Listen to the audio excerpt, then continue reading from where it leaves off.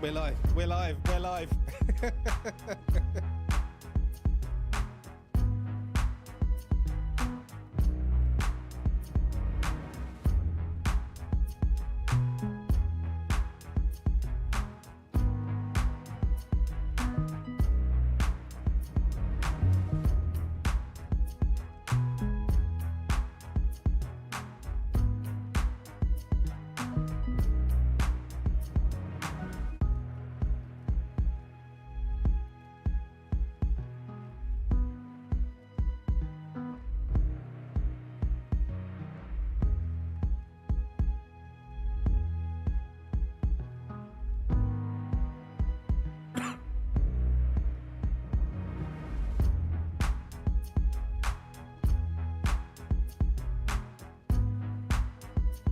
Who?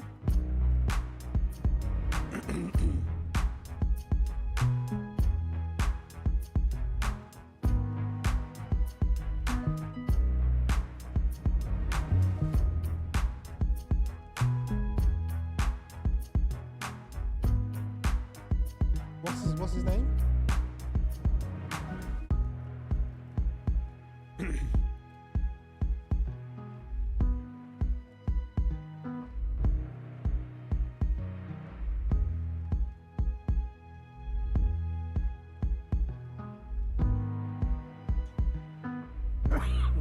One sec. Bollocks.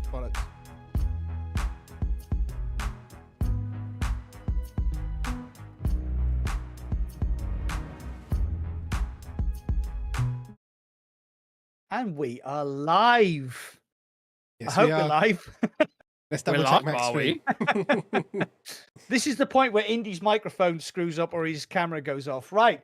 Hello, everybody. 100%. Welcome to the Virtually Rek't Podcast. I am RekinVR. I'm with my esteemed colleagues, IndieVR and PoweronVR. So I would first of all like to ask PoweronVR, have you got something to show us? I have. It is show and tell here on the Virtually Rek't podcast tonight.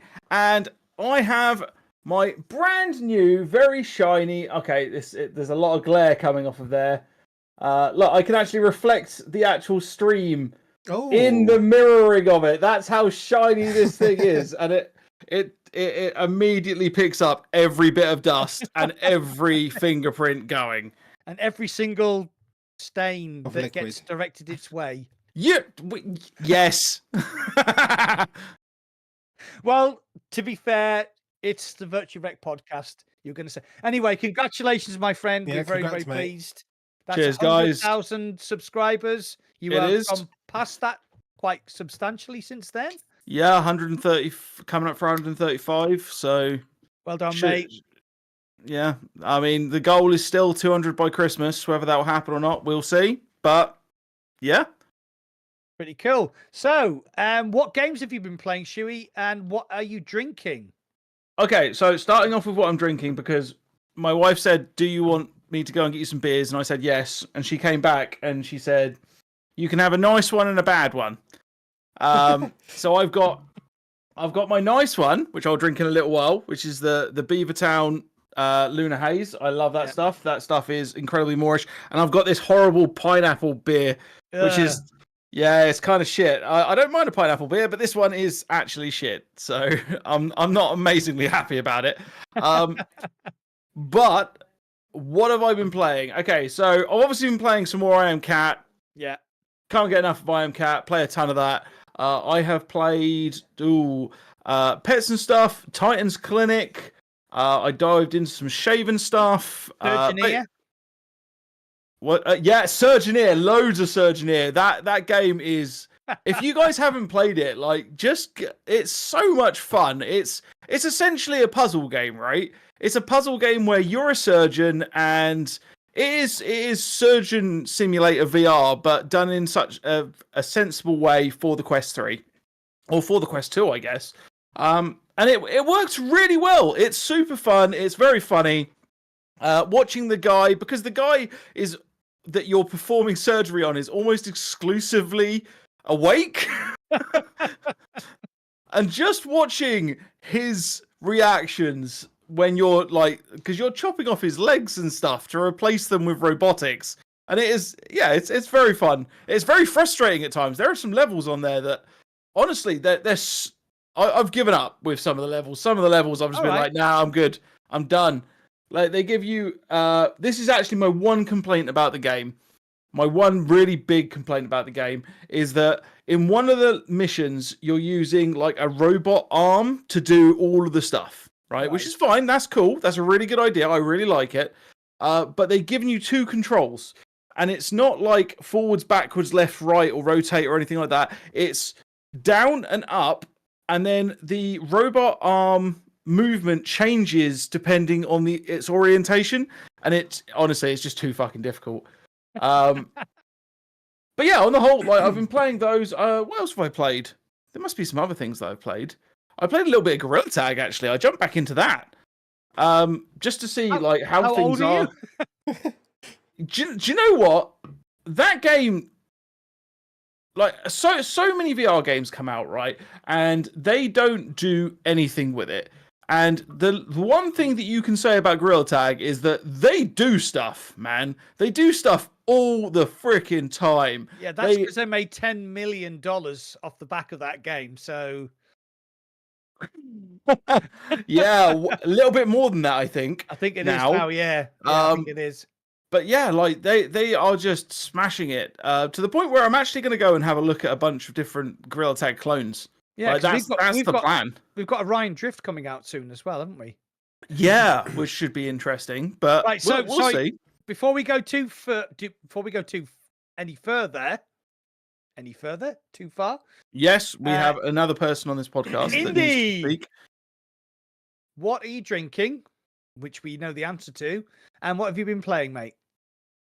No, stop. I don't know what he's drinking. Disappearing water. Yes, you did. Disappearing water, of course. Council tap. What have I been playing? Went back to Contractor Showdown. Played some Call of Duty Zombies on Pavlov and Contractors, which we can talk about a bit later. I played Madison VR, which you all claim to be the scariest horror game of all time. Didn't scare me one bit. I played this Quest native zombie game called Mother Bunker. I did a poker night in Vegas Infinite, whatever it's called now. Yeah. Played Interstellar 83 as well, which is a game that's in early development. And I went back to Ghost of Tabor yesterday. I watched that stream. So what did you think? What did you think of Ghost of Tabor? 18 months after you last played it. It's the fucking same. I mean, it's got. That's an advertisement right there. It's got a new map, which is all right, I guess. To be fair, the new map looked really good. Yeah, I mean, I can't remember who were you playing. It wasn't Silvertongue. You were playing with somebody I was playing else. with Diego, or Captain Pixie. Oh yeah, Captain Pixie. He Sorry, changed his name. Pixie. He changes his name more often than we change our underpants. Yeah, which is not very often. And then the other one, I played with Silvertongue Devil, and we did the SKS thing. And it's kind of difficult to do because I think they nerfed it. I think even at distance, and I think you need like armor piercing rounds to do what we're trying to do. And then it's just a massive grind to get to the point where the vendors give you armor piercing rounds, and it's just like, oh man, it's too long, it's too much time investment to have fun. Yeah. So. And then they reset. They do like a regular reset, don't they? Yeah. So we'll get all that stuff, and then it'll just be like, oh, we reset everything. It's like Into the Radius. I mean, I played up to level 3 security. Yes, you know what's happening. So that when they updated the game, I would be level 3 security and be able to play the new levels with all my Gucci stuff. And when I log back on, they fucking reset everything. Yeah.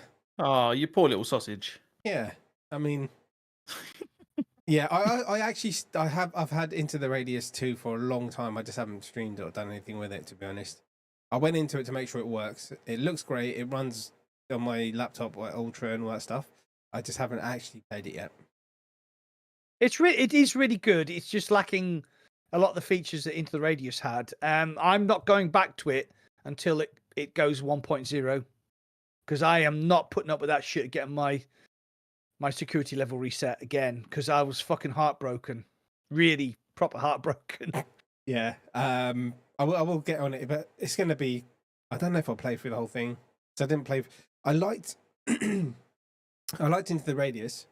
Yeah, I loved it. I did 10, 15 hours, and then that was it. I didn't really see it through, so I don't know if I'll see this through. No, I played it all the way through on PCVR, and then I played it all the way through on Quest 3 standalone. It is a really good game. It's very, very in depth. So I'm going to wait for Into the Radius 2 to go out of early access before I even approach it again. Shuey, have you played Into the Radius? Into the Radius, yeah, not Into Radius 2 though. Okay, yeah. I'm refusing to play Into the Radius 2 until 1.0 release. Yeah, same as me. No, I'm done. I haven't got time to keep playing and have them like decide to reset everything. If I'm going to play, I want to be able to come back periodically over the course of like 4 or 5 weeks. Yeah. Do a couple of hours here, 6 hours there. You know, yeah. I can't afford to. I haven't got the time for it, mate.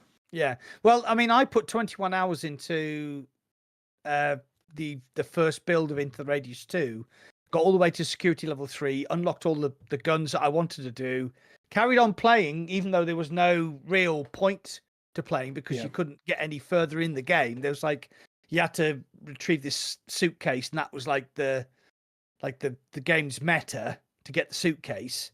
And then after that, there was nothing else to do. He just went and did other missions to build up money and stuff like that, spend them on your guns. I think during a live stream, I think it was actually when I live streamed with the Pico 4 Ultra, I went back into the Radius 2, and it was like, you are security level 0. And I was like, I wish I was a fly in the wall when that happened. Just 21 hours. Well, you don't have to be a fly in the wall. You can watch one of my live streams and you're about to see it happening. Please tell me that was the end of the live stream. You were just like, yeah, we're gonna go play this. Oh wait, no, we're not. Bye. Well, I was doing the Pico 4 Ultra, so I just moved on to something else.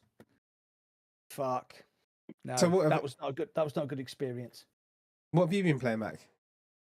I have been playing. Oh crap! What have I been playing? Oh, Starship Home. I did a live it's fun, stream. right? Oh my god! I know this sounds like the shittest game that's ever been envisaged. But basically, what it is it's like you're on a starship and you are growing plants, and you have to look after them. It's kind of like not Animal. Is it Animal Crossing? That's the Nintendo thing, isn't it? It is not. That game is not Animal Crossing. No. But it's like that sort of thing. You have to care for and nurture the plants. You have to weed them. You have to feed them. You have to water them. And when they're happy, they sing. And there was a point where I had all 5 of the plants that I'd rescued singing, and I went and stood at the back of the man cave, and I was like, this is pretty good. I'm really enjoying this. But it's a mixed reality game, so everything is in your play space. So you have you have your control panel here, you have the airlock there, and it's just really well done. It's really well implemented. It's just, I think, like, I just thought it was really beautiful. And there was some interesting stuff about this game, actually. Because I agree. I think it is really fun. It's incredibly endearing. It's family friendly. It's lovely. Yeah. It's not a game that I think is going to get many people watching on your channel, because it's just not that kind of game. But it's something that I think everyone should go and check out if they have access to mixed reality. But there was an interesting one. I watched somebody's video on it. And their play space, this is going to be really difficult to do, right? But their play space is essentially, so it's like this, and then it sort of does this, right? So this bit here is their entrance into their like content creation room. So you've got this tiny little bit that sticks up here, And they were just when they were building their starship, they placed their airlock in that state, which sounds like a really good idea, right? It's a really clever place to put it, except for your airlock. When you pull it out, you have to get things from the side of it. Yes, it doesn't sort of just open up like a door or anything. And they were really struggling to get things in and out of this blooming airlock. And I was like, that's a really cool idea, but at the same time, that should have been something that was built in to say, just don't place this there. It's probably not good for you. It's really interesting because Reese the King was involved with a mixed reality game called Guardians of Realms. Yep, Guardian of Realms. Right, so when I tried to play it in my man cave, which is 4 meters by 5 meters, it just went, no. Yeah. Went, no. Your door's too close to your window. You don't have enough space, blah, blah, blah. And I was like, what do you mean? I've got like a 4 by 5 meter play space. So what I did was I took it into my garage, which is 4 meters by 6 meters. So I set the play space up. You all right, Shuey? Right. I set the play space up. I put a door and I put a big window, put 2 big windows in. Then I put another door in. And then what happened was the enemies would not come through the other door that I put. So the real door, the guy came through and I could do the sword fighting, which was quite cool. But the other door, they just sort of stood there going, And I was like, oh, okay. So I reset the game, made the door bigger, and they still wouldn't come through the door. So for me, like, the game was kill the flaming sort of doom things that came through the windows, kill the guy that came through my proper door, and then I had to go up to the fake door, which was massive, and like bang my hand against the wall so I could stab the guys who wouldn't come through the door. And I was like, it's not fun. And I don't want to slag somebody off that I respect, but that was a bad experience for me in mixed reality. It wasn't good. I've only played 2 mixed reality games, which is it Aspire 2 and... Aspire 2, yeah. No, 3 then. Aspire 2, the zombie one, Drop Dead the Cabin, and whatever home it's called. The one that came out with the Quest 3, I don't know what it's called, but the things... Oh, yeah, the thingy. Yeah. Where you shoot the tribbles. Yeah. So that's all I've played. So did you not like Drop Dead the Cabin? Yeah, it was all right. It was good. It was just like a one and done kind of thing. I didn't really want to. I didn't have the feeling to go through. It was fun when we played it, the actual game. Yeah. But I didn't have the thing to be like, I got to do all the levels and collect this, that, and the other. But I know there's been loads of mixed reality games since then. I saw you bit of your Starship stream. Yeah. It was really good. Yeah, I enjoyed it. Yeah, I mean, I play a lot of Drop Dead the Cabin. Actually, it's actually my go-to game to relax. Oh, is it? I put Drop Dead the Cabin on and kill some zombies. Yeah, I mean, really enjoy it. Starship Home, it looks cool. I don't know how much I'd play. Yeah, it was nice. I mean, I don't think it's a long game. I don't think it's a very in-depth game. Yeah, but I just thought it was sweet. Is there one question? Is there the possibility to set the plant on fire when they're singing? No. I knew you were going to ask that. Is there any way to torture these lovely, enduring animals, creatures, organisms? Could have been great. Could have been great. What else have you been playing? So is that it? Or was you been playing more stuff, right? I've played some stuff that I can't. Oh no, we can talk about Metro Awakening, can't we? No. Okay, we can't talk about Metro Awakening. You can talk about it if you played it at Gamescom, but I know you weren't there. Yes. Okay. So we can't talk about Metro Awakening. Do you know what? Actually, there is one more game that I tried recently that I would like to talk briefly about. Okay. And it's because I've been super hyped about this game for 2 solid years now. Metal Slinger. I have been waiting for it to come out. No, not Metal Hair Singer. I haven't actually played that yet. No, I played the is it the alpha, I think, for Into Darkness. Have you heard about this one? Into Black, you mean? Into Darkness. Into Black, isn't it? Someone said I love Into Black in the chat. Or was it Into No, Darkness? I'm pretty sure it's Into Darkness that I'm talking about. Let me just check to make sure that I'm not being a complete tit here. There is a game came out today. Yeah, coming out on Thursday called Into Black. Yeah. No, Into the Darkness. Sorry, okay. I will Okay. correct myself. Into the Darkness. All right, never heard of it. Yeah, so Into the Darkness, it was meant to be, for a long time, it was meant to be like the next Half-Life Alyx, right? Okay.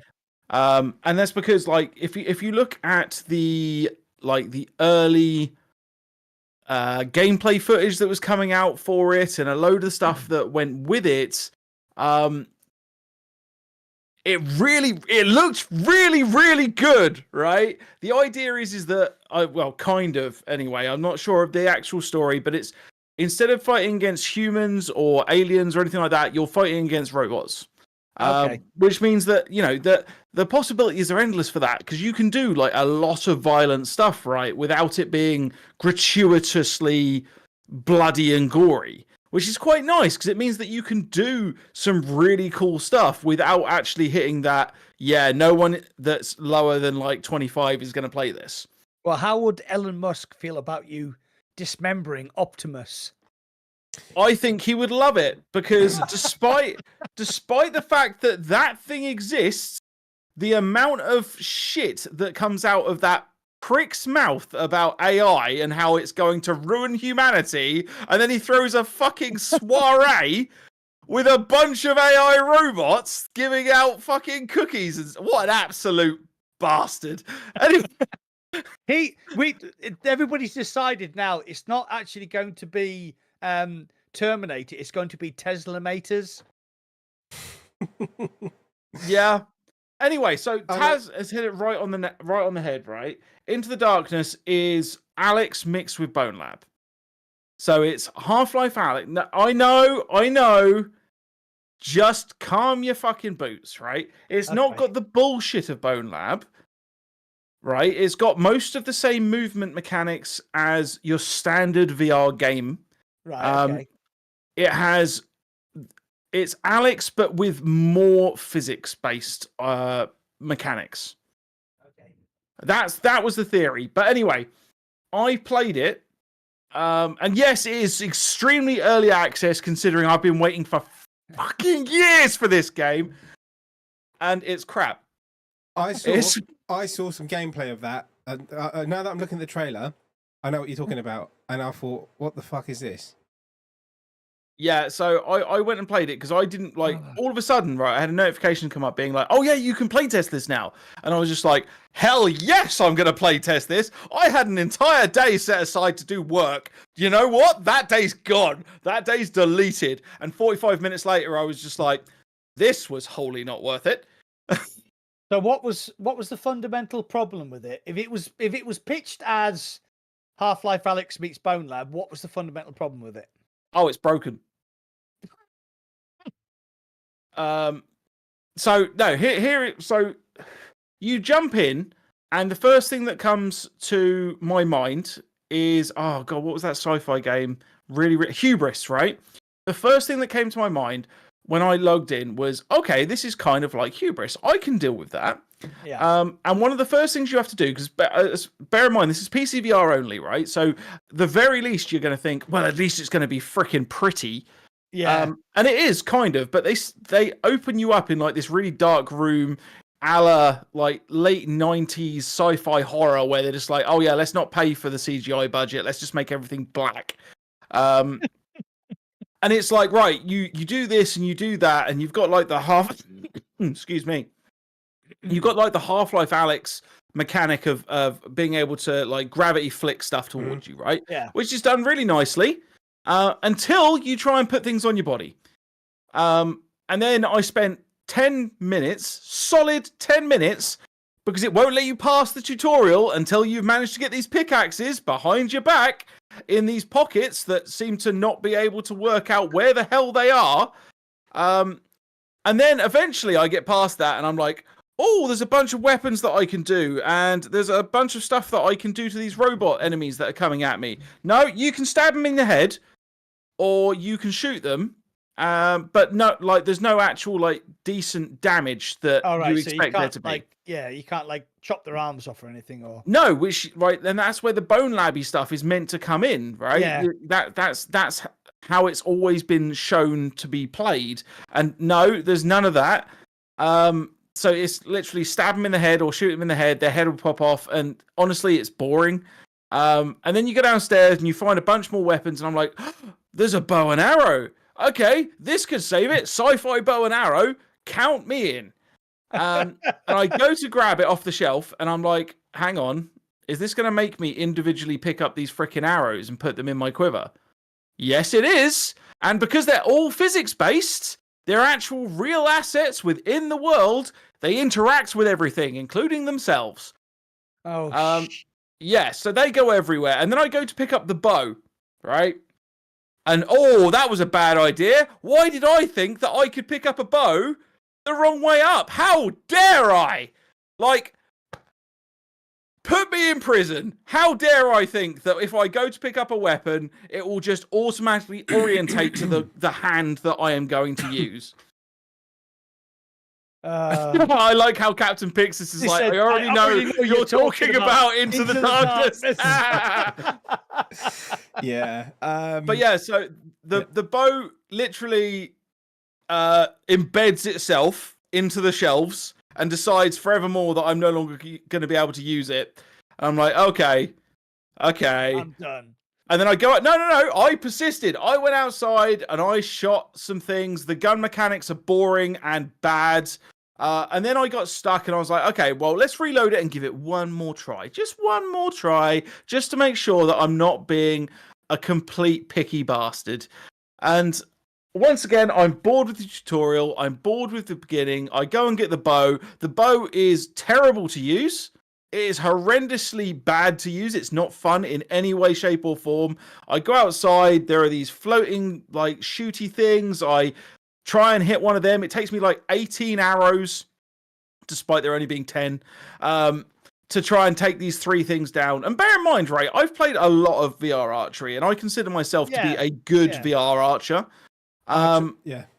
And yeah, no, it was crap. And then I got stuck once again. Like, I walked backwards, and something happened that I got stuck.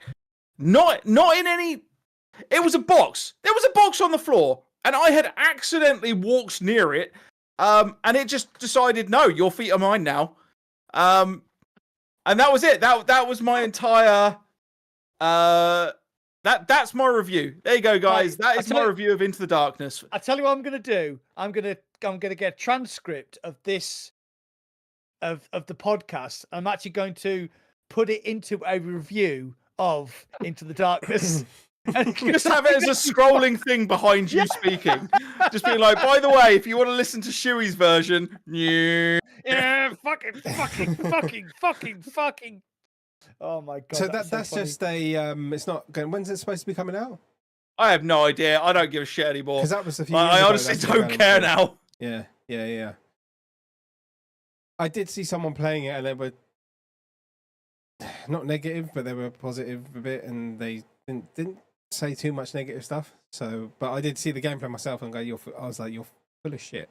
Yeah. Is it? I mean, maybe I played it wrong. Maybe there were some settings that I had turned off or on, or and bear in mind because I was going to record some of it and I was going to be like, okay, Bone Labby stuff, I can make content out of that, even with what I do now, right? Yeah. So I go into the settings and I'm like, right, first thing I need to do is turn off the fucking music, because you can't have music in a fucking gameplay video, because that's just crap. No, doesn't give you the option. No option for audio. Immediately going to get demonetized straight away. Oh Yep. My god. Yeah, it's like I made a video about some video games coming out, and I got demonetized. And you think the people who make these trailers must realize that content creators are going to make videos about your video, which is coming out. So don't put fucking music that's going to get me demonetized in your fucking video, you assholes. And this happens so many times. So one of my favorite games is Pistol Whip. Can't do it, can't live stream it, can't make content about it because I get demonetized straight away. I mean, this is not Pistol Whip's fault because they are using, music that is good and has licensing basically. Exactly, but for fuck's sake, can you not just if a content creator is making content about your game, can you not just give them?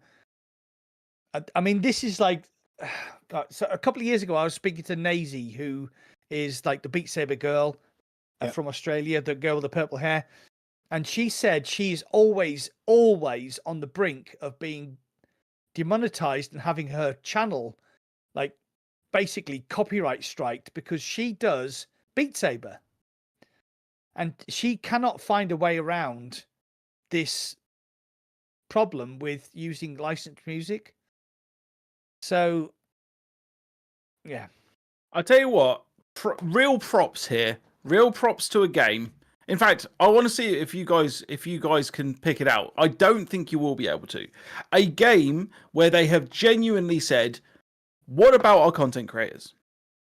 What about our content creators? How can we make things so that they are 100% sorted, so that they not only have an option of turning off any licensed music, so it only plays non-licensed, copyright-free music.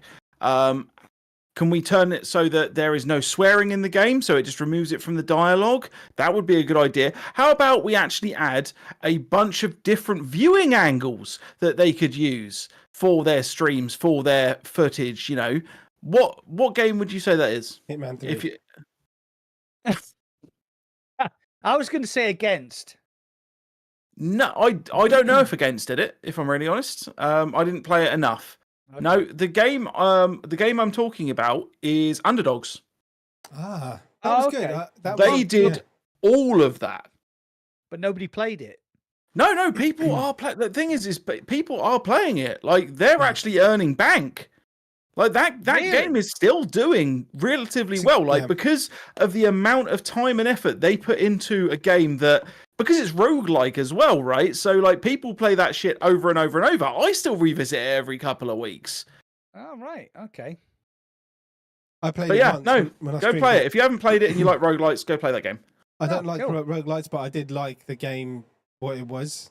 The gameplay loop and the mechanics and stuff. It was really cool. It's just a pity that it's a bit short. That's the only thing. If you get a broken build, and there are some broken builds in there, even though it is semi-randomized, there are some builds in there that are so broken that if you get it, you don't have to put any effort in whatsoever. And you can get it from level 3 onwards, I think. And it's so in case you're wondering, if you know Underdogs, if you get the nail gun. And there are a couple of different utility add-ons to that give it both explosion and electrocution. You literally just put the nails in the ground. If you get it so that you can put multiple nails as well, you just put a couple of nails through a couple of heads, and it automatically explodes them, makes them vulnerable, and electrocutes them and stuns them. It's actually it's ridiculous. I did the entire game off of one of those builds once, and I did it with one arm. Didn't even use the other arm. The other arm was just movement. Right, so shall we move on? Because the last podcast we did was on the 23rd, and then we had MetaConnect on the 25th. Now, I am part of the MetaQuest Creator Program, but I was inducted too late to be invited. I believe that... And I am in the same boat, yeah. Yeah, okay. So I think we were inducted about the same time. Yeah, you were inducted 3 days before me or something. Yeah, I think so, yeah. So we didn't get invited to MetaConnect because we were inducted too late to be invited. So out of everything that happened on MetaConnect, what was the thing? Indie. You obviously sat there and watched MetaConnect 2024 with bated breath. What was the most exciting thing that happened for you? Do you know the truth? I already know the truth. Like I've never asked him this question, but I know exactly what he's going to say. The truth. I didn't fucking watch it because it doesn't really. If it's anything, you know, whatever, then I'll hear about it on my whatever YouTube feed or news, whatever. I got the gist of what it was about, but nothing really. Nah, nothing stands out for me, to be honest. Okay, so so there was a couple of bits that came out of MetaConnect. Nothing. I don't think anything. I only think a couple. But dude, okay, there was something groundbreaking that came out of MetaConnect 2024. I like fucking properly like wow. Oh, thank you, Parasite. By the way, Parasite's just donated to my channel. Parasite. Cheers, mate. 8 days until I play Batman with the hope someone says, "Who are you?" So I can reply with, "I'm Batman." Yeah, you got to say it with the word. You got to say, "I'm Batman." Yeah. Yeah, that's what I say to my wife every night before we go to bed. Just go, "I'm Batman." And she's like, "Fuck off, you flappy winged twat." Right, where were we? MetaConnect. Okay, go on then, Mac. Big Dude, things. Orion. Yeah. It's groundbreaking. It's Yeah. incredible. Like Mark Zuckerberg, bearing in mind he's grown his hair out and he looks a bit at the moment. Quite liking the look, Mark. Spoke to a guy called Roberto Moreno, who is a USC champion who doesn't speak English. And they using Orion. Sorry, calling bullshit on this. No. Apparently, speak to the people who went to MetaConnect. No, who have Meta Ray Bans. Call them who bullshit. have Meta Ray Bans and have the AI, which has not been activated anywhere else except in the USA. And they said that actually works. No. I mean, I'm calling bullshit on the guy not being able to speak English. Oh, right. Okay. I fully expect AI to be able to work. Jesus, I mean, how difficult is it? What's the name of the fighter? Roberto Moreno. He's like a welterweight champ? Brandon Moreno. Random Moreno. There you go. Yeah. Brandon. I don't think I've Moreno. heard him speak English. Yeah. So he's Spanish, or he's Mexican, so he speaks Spanish. And basically, what happened was that Zuckerberg said to him, "Oh, how are you today? Nice to see you." And his glasses translated that into Spanish and then transmitted it to Brandon Moreno's glasses. And Brandon Moreno heard him say, "Oh, in Spanish, da da da da," and he replied in Spanish, and Mark Zuckerberg heard it in English. That's like, for me, as a person who likes to travel, that is groundbreaking, and that is going to change. It'll be great that you can listen to them. It won't work the other way around. Put these glasses on. Don't be cynical. No. Okay, Orion. No, Sure, Orion is cool. It is cool. It's some super cool shit that we're going to see in a decade's time.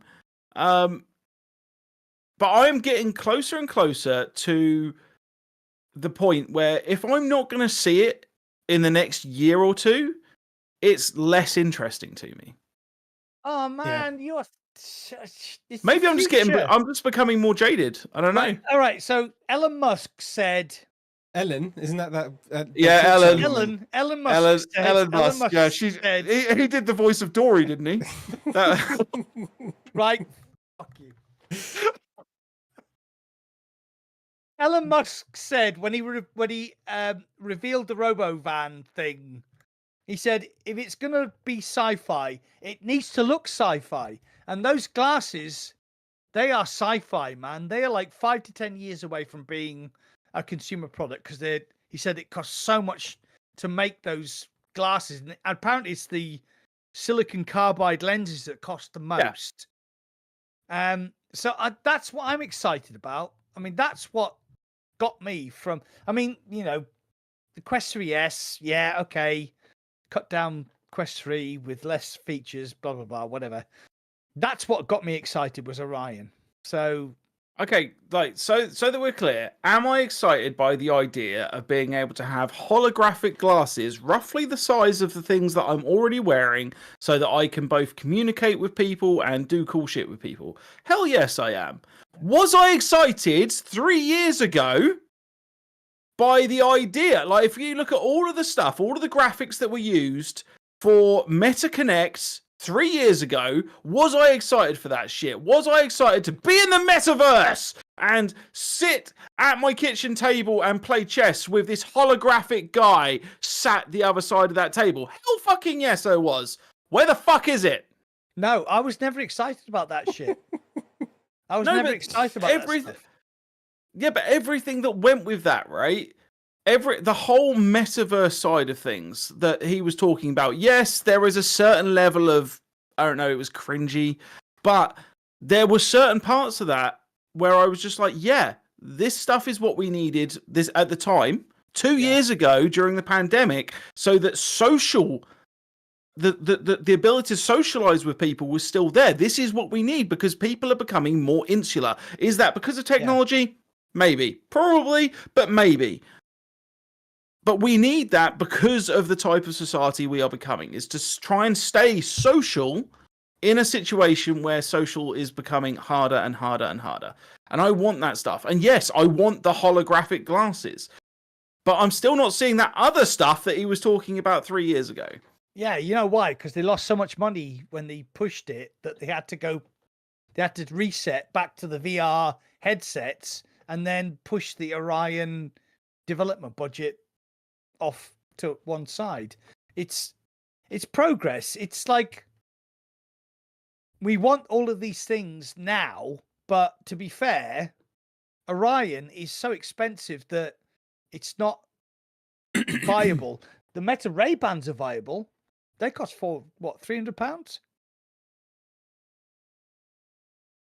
I don't know. Yeah, they cost £300. Yeah. I mean, I did actually do some testing with the Ray-Bans. Sorry, carry on, Serge. I'll tell my story afterwards. No, I was just going to say, it all looks cool, but it doesn't really faze me because it's just like, it's not going to happen anytime soon. It looks cool. Right, okay, I completely disagree with you. So I got sent a pair of X-Real Air 2 Pros by X-Real. Thank you very much, X-Real. Yeah, there you go. And the reason I don't play as many flat screen games as I do is because when I have an hour and a half or 2 hours to myself, You look like she got legs. It looks like. Do you know what I should have done? I should have plugged this into my PC and done this podcast with these on. That's what we should do next time. We should wear these and do the podcast with those. I agree. Right. So this is what happened to me. So I got them and I plugged them in. I got the X-Real Beam Pro as well, but I could have used my phone. The phone works perfectly well. So there's a point in my day where there's like a slack hour. So I usually go into the living room and my wife's invariably watching some live abroad, your life is shit, so go and live abroad program. And I had to sit there like fucking drinking my cup of tea thinking, I'd rather be fucking sticking pins in my testicles. That's like when I came to your house and you made me watch Strictly Come Dancing. Sorry, carry on. So you know how I feel. That was a life affirming moment for you. Yeah. That was a life affirming moment for you. So anyway, my life means nothing. Go on. Sorry, carry on. So I'm sat there and like she's watching TV and I put my X-Reel on and I had the Xbox app and I was playing Halo Infinite. And if Shuey, did you got the pros? So you can dim there? Yeah. So on the pros, you can actually press a button and like chromatically dim the glasses themselves. So I just put it like black as fuck as I could. Massive screen, playing Halo. I had my earbuds in and I was like playing Halo and she's watching place in the sun or whatever the fuck she watches, and I'm like playing Halo, fucking amazing. After an hour and a half, she's like, "Do you want dinner?" Yeah, okay, that's fine. And so that like took that slack hour that I have in my life, where I have to sit there with my cup of tea, thinking, "I wish I could fucking die," and it made it so that I was actually playing Halo Infinite instead, and that was it's fucking amazing. Because you can like basically tune out the whole world around you, and if you're on a train, you can be watching your Amazon, your Netflix, you can watch YouTube, and it's How much are they? yeah. 600 with the Orbit 2. Would you honestly? Not nowhere near. £300 for the Air 2s. It's £350 for the Air 2 Pro, and then if you want to buy the little dongle that controls everything, it's another £200. But you can do it all from your phone if you download the Nebula OS onto your phone. Yeah, and that's what they look like. They just look like sunglasses. So do the thing. There. Like, can you see? Like, do it again. Clear them. Oh, you want them clear? Okay, Yeah, there you go. clear. That's clear. That's I know clear. it's difficult to see because I've got my prescriptions behind these as well. Yeah. So, right, go for dim, slightly. Right, dim. hang on. No, we can do this another way. Oh yeah. Okay. I actually need to unplug them from my PC because that's where I'm hearing you from. Why is it shutting down? Because you've unplugged them. Oh shit! Oh, his PC's shut down. Oh no! Should we return to the podcast imminently? We'll leave them up like that. The frozen. Right, should we catch up with the chat? Yeah. I was just gonna say, like, is that they sound cool. And if like you're traveling and for the usage scenarios, it's pretty cool. But for me, I don't think I would actually use them myself. Like, as in, I won't go and buy them. Like, because you know what I mean? I agree. They are expensive, but I mean, I demonstrated these things to my wife, and she was like, "Oh my god, that's amazing!" And everybody the live stream's going crazy, isn't it? Yeah. So everybody I've demonstrated these to, everybody has said, "Oh my god!" I mean, I'm like talking people who who are techies, people who aren't techies, my wife, my sister, who is like, "Oh, there he is. You're not back yet. I can't hear you." Yep. Yay. I accidentally pressed the off button. Oh my god. I was just trying to explain that I demonstrated these to my wife, who's not interested in VR or XR or AR or anything. And she was like, "Wow, that's amazing."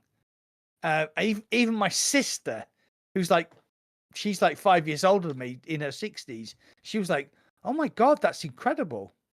You know, but the thing is, what I'm trying to say is, I think Orion and Ray-Ban Metas and X-Real Air 2 Pros, I think eventually you're not going to have this.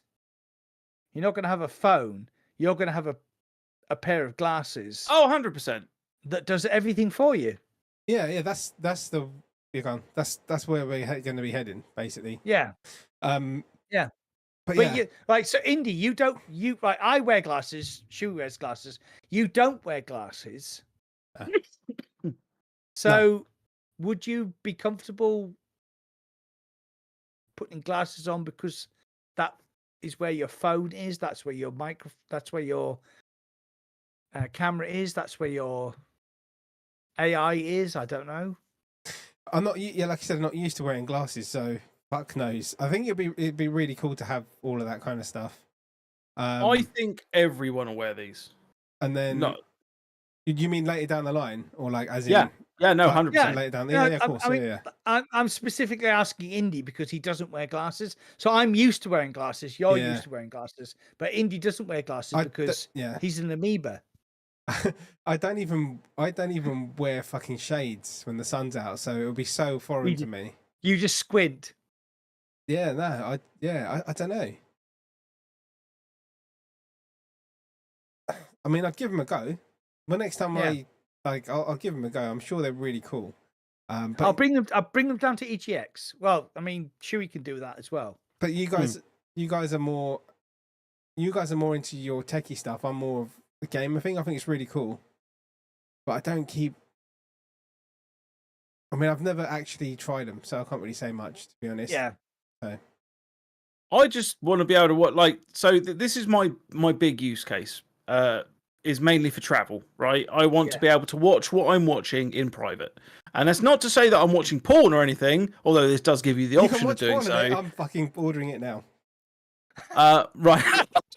But what I'm saying is like I was going back through Game of Thrones a few months back, and I was on a train down to the Pico event.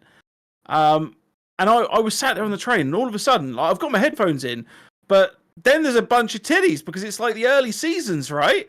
And I'm just like, oh shit, I'm not actually in a private room right now. This is not like acceptable to be able to watch on public transport. Despite the fact that it's not, well, I'm not going to be sat there jacking off or something.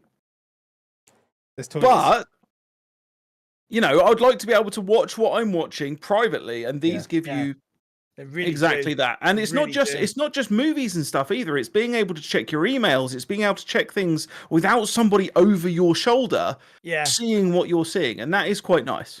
Yeah. So what you need to know about the X-Reel is that your phone basically becomes the screen for the glasses. So whatever you want to do on your PC or your phone, you can do that in the X-Reels. So you can like go on Google, you can go on, you can go on Amazon, you can go on Netflix, you can go on YouTube, whatever you can do on your phone, you can do it within the X-Reel glasses, which is, I've got a really funny story to tell you.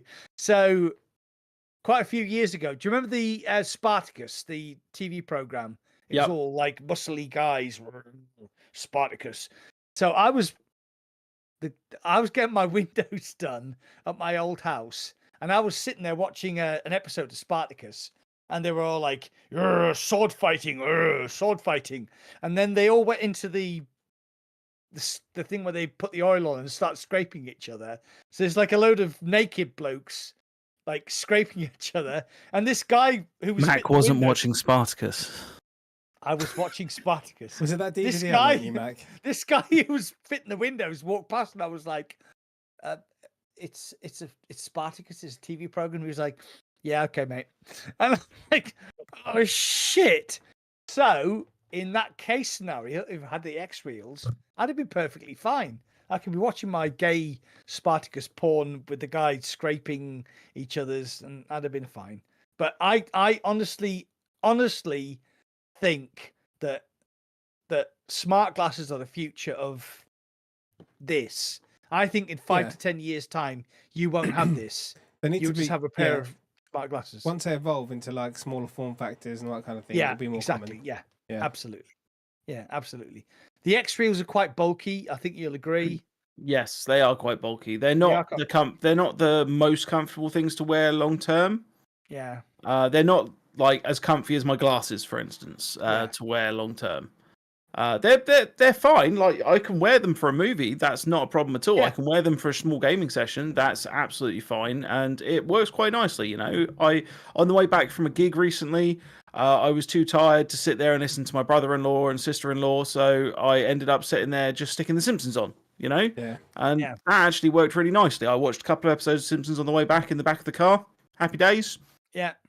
So sorry, Indy. I didn't say nothing. Okay. So what I was going to say, there's a lot of people who've got the Meta Ray-Bans now say that they don't use earphones anymore. They have the glasses and they use the Ray-Bans to listen to music and stuff. So what the X-Reels do is they have the big screen for playing games and watching media, and the Ray-Bans have the camera for taking photographs and video and listening to music. Eventually, there'll be a point where there'll be a crossover where they're a decent size and battery to do both. where you won't need a puck Yeah. or a phone. Yeah. Yeah, as technology moves forward. It's fun. Yeah. I won't go out and buy them myself. If you give me yours for free, Mac, that'll be. Then I'll tell you. There you go. How good they are. But it sounds really cool. The thing that I'm trying to do though is reduce my screen time. So that's something that's not going to help. I get a report from my phone every week saying you've used your phone for X amount of hours less this week and all that kind of thing. So I'm keeping track of like dropping down my screen time as well. Yeah. So how much cycling have you done since the Brighton event? None. Okay. Can I buy your bike? Because I want one. I'm probably gonna go out this weekend. Are you actually gonna buy a bike, Mac? Or are you just talking shit? No, we are going to do the coast to coast next year. You keep saying that, but I don't see a bike. No, we're doing it. We're doing it.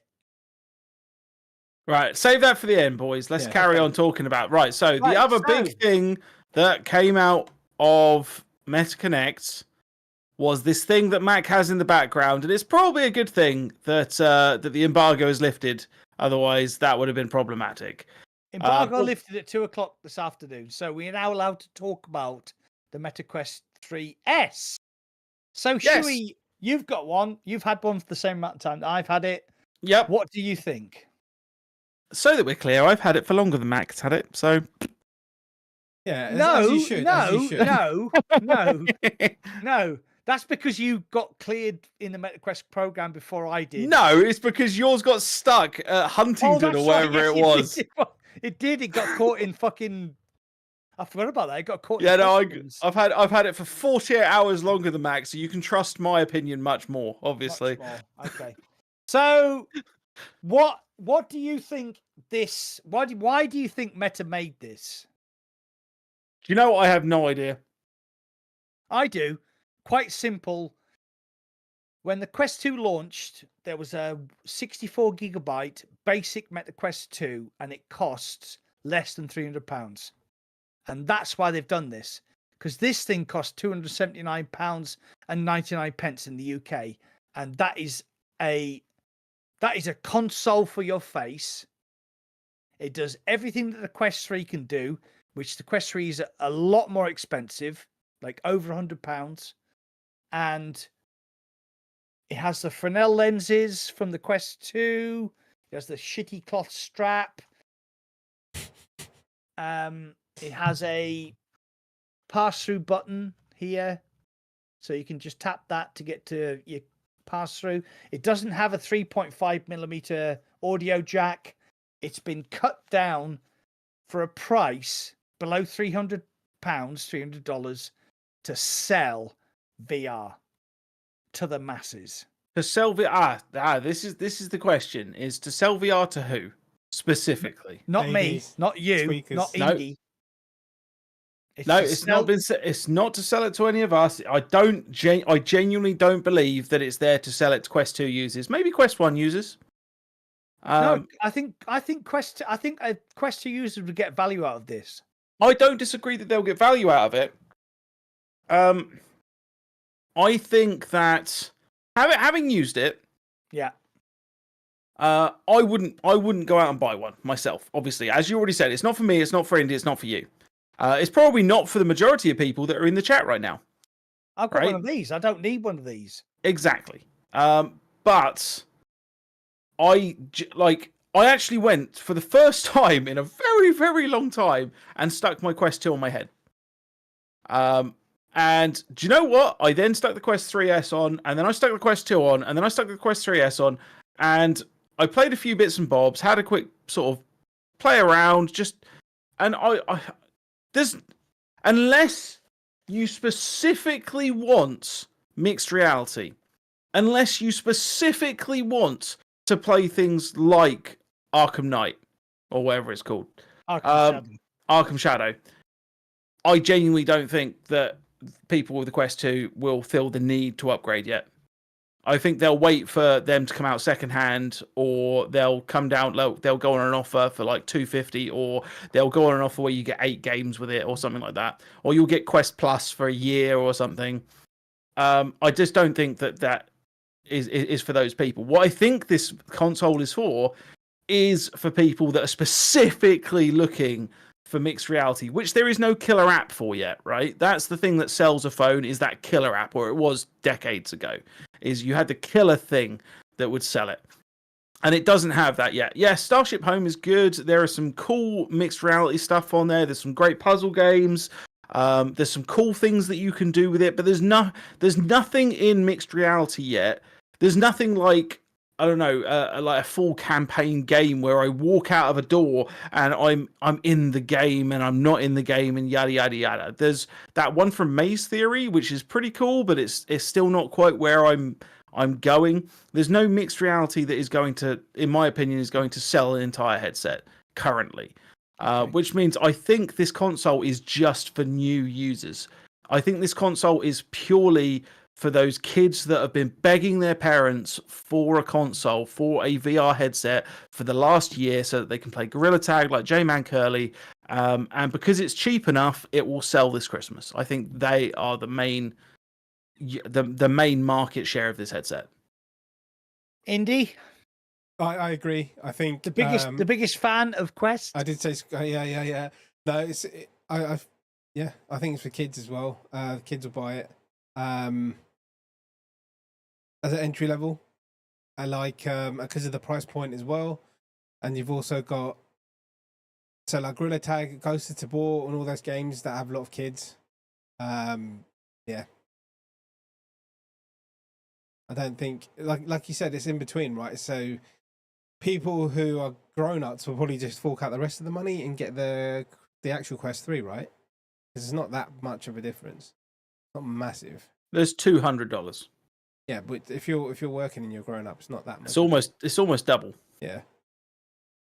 Like, I would say that that's a significant enough difference from the minimum model of the Quest 3S to the standard model of the Quest 3. I think there's enough of a price jump that even adults that want to, like I did with the Quest 2, where I got some money at Christmas one year, 5 years ago, and my brain just went, why haven't I bought a VR headset yet? What? And just went on the fucking full obsession train to the point where I went and bought one the very same day. They didn't have the one, the 64 in, so I bought the 256 or the 512, whichever the size it was. I think it was 256. Yeah. And then created an entire channel around it because, that's how my brain works. But I think $300, £300, that's enough that people around Christmas, adults and kids alike, will be able to justify it. £500, I think, just sounds too much for for an impulse buy. But yeah, impulse buyers and kids. So what you've said there justifies exactly what I said in my review of this headset. It's almost as good as the Quest 3, but it's £120 cheaper than the base Quest 3. It's £289, and the base Quest 3 is £409.99. So it's almost £120. Okay, cheaper. that's cheaper than I thought it was. Wow. Yeah. So what this is. You've muted yourself. I thought that was my headphones. I did. We shouldn't have told him. What this is, right? So I have to say that myself and Poweron are part of the MetaQuest Creator Program. But what I like about the MetaQuest Creator Program is that you say, yeah, you can do whatever you want. If you want to post these videos and you want to make money off them, then there's certain criteria. But if you are going to go out of that criteria, you can just say what you want. So this thing here is the Quest 2 64GB that costs less than £300, but with all the power that the Quest 3 has. So you can play the upgraded version of Asgard's Wrath. You could play the upgraded version you could play Batman Arkham Asylum, which isn't coming out on the Quest 2. It's only coming out on Quest 3 or Quest 3S. This thing is same with Behemoth and things, right? Behemoth, yeah. So this thing is actually a really good PC VR headset, if you just want to link your PC to your headset, this thing is actually really good. It's really, really good. It's not quite as good as the Quest 3 because the panel resolution isn't quite as good. But I mean, you have to be a fucking weenie to notice the difference. This is a great headset. It's cheap, and that's, I think, what Quest have aimed for, is to bring it down to the price where, like Shuey said, it's a good impulse buy. Because would you spend £400 on an impulse buy? Probably not. Would you spend £270 on an impulse buy? Yeah, it becomes a lot more reasonable at that point. It does, yeah. Here's the thing that it comes down to for me as well, though, is not necessarily from an impulse perspective, but and I am more than willing, right? This is an opinion piece, 100% opinion.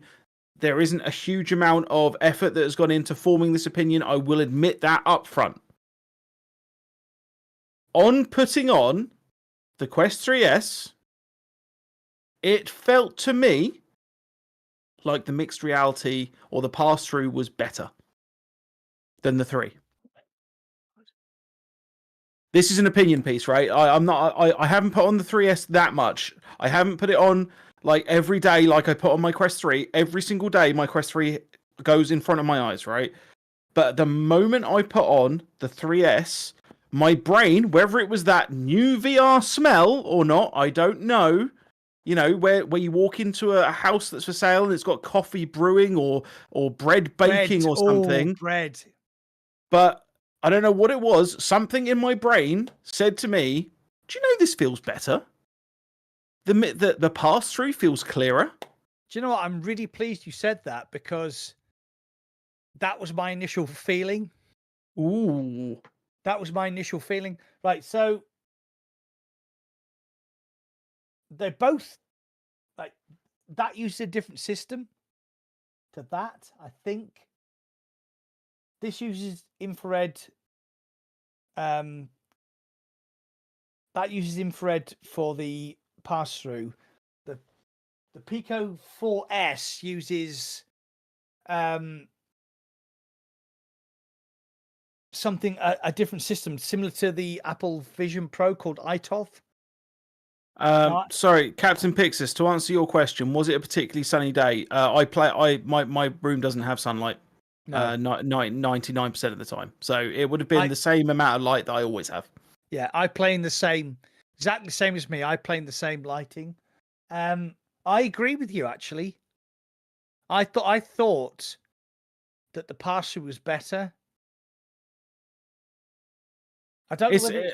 There seemed to be less warping as well to me. Yeah. But yeah, once again, opinion.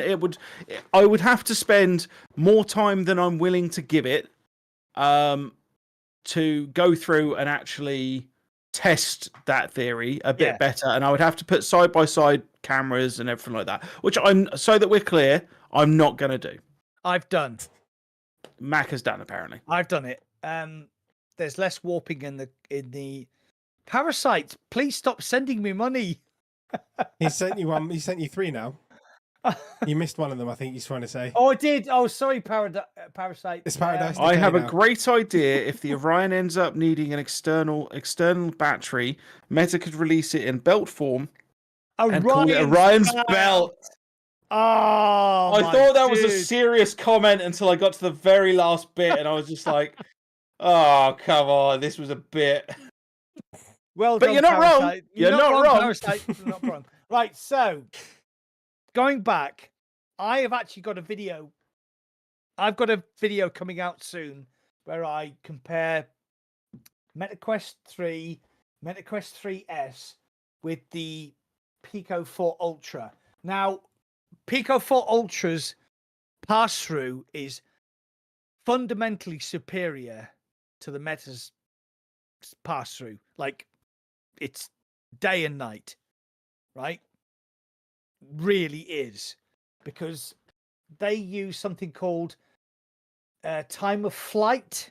So the Pico 4 uses something called time of flight, which I don't understand. It's something to do with LiDAR, where it uses a sensor that can detect the light bouncing back into the sensor, whereas the MetaQuest 3 and the MetaQuest 3S use infrared cameras to detect the light bouncing back, which the Pico 4S, the Pico 4 Ultra is more accurate, and it is quite literally the pass-through is day and night, because if you have the headset on and you put your hand in front of the, like a, say for example, my keyboard, there is no warping, there is no distortion at all. If you do that with the MetaQuest 3, there's a huge amount of warping and distortion, and it is quite bad.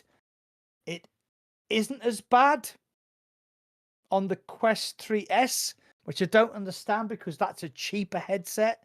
So have they got, as the technology moved on in that year that headset's been out? I think so. I think the problem we're looking at here is that it's only the pass-through, right? It's not the level of quality you're going to get from mixed reality. It's just the pass-through.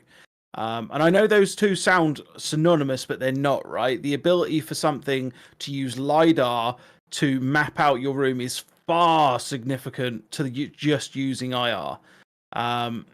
So yeah, it's just from a pass-through perspective, not from a mixed reality perspective. Okay, so the Pico 4 Ultra can do spatial videos. Neither of the Quest ones can. So that makes me think that this ITOF. So, oh God, that guy from that we meet occasionally in the Pico. Oh God, let's just call him Mr. Boring. Yeah, Mr. Boring. I actually asked, you've probably seen it on the Discord. I asked the question. I didn't know what ITOF stood for. No, I read the conversation. Did you fall asleep about halfway through? Mate, the moment I saw him typing, I was gone. So basically, I didn't know what ITOF stood for. So I was like, because I want to be correct on YouTube, because it's YouTube, and if you don't get things correct, people with adenoids exactly will go, oh, I don't think you understand that. So it's ITOF stands for something time of flight, which is that's the way that LiDAR works, and that's how Apple phones do their spatial videos. So Pico 4 Ultra can do spatial videos, but Quest and Quest 3S can't. And that's purely down to the infrared sensors. And that's why the pass-through isn't as good on those two machines.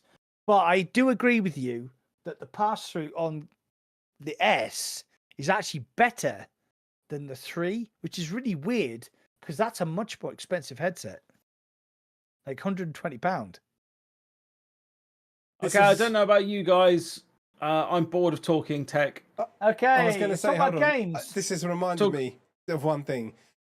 I need to turn off pass-through on my fucking Quest 3 because it got me killed when I was playing zombies. What? Pass-through got me killed when I was playing zombies the other day. And I need to did you double tap it? I never use it. I never fucking use it. I peek down the bottom. Totem? Yeah. So I'm turning my pass-through off. Yeah. Sorry, let's not talk about pass-through anymore.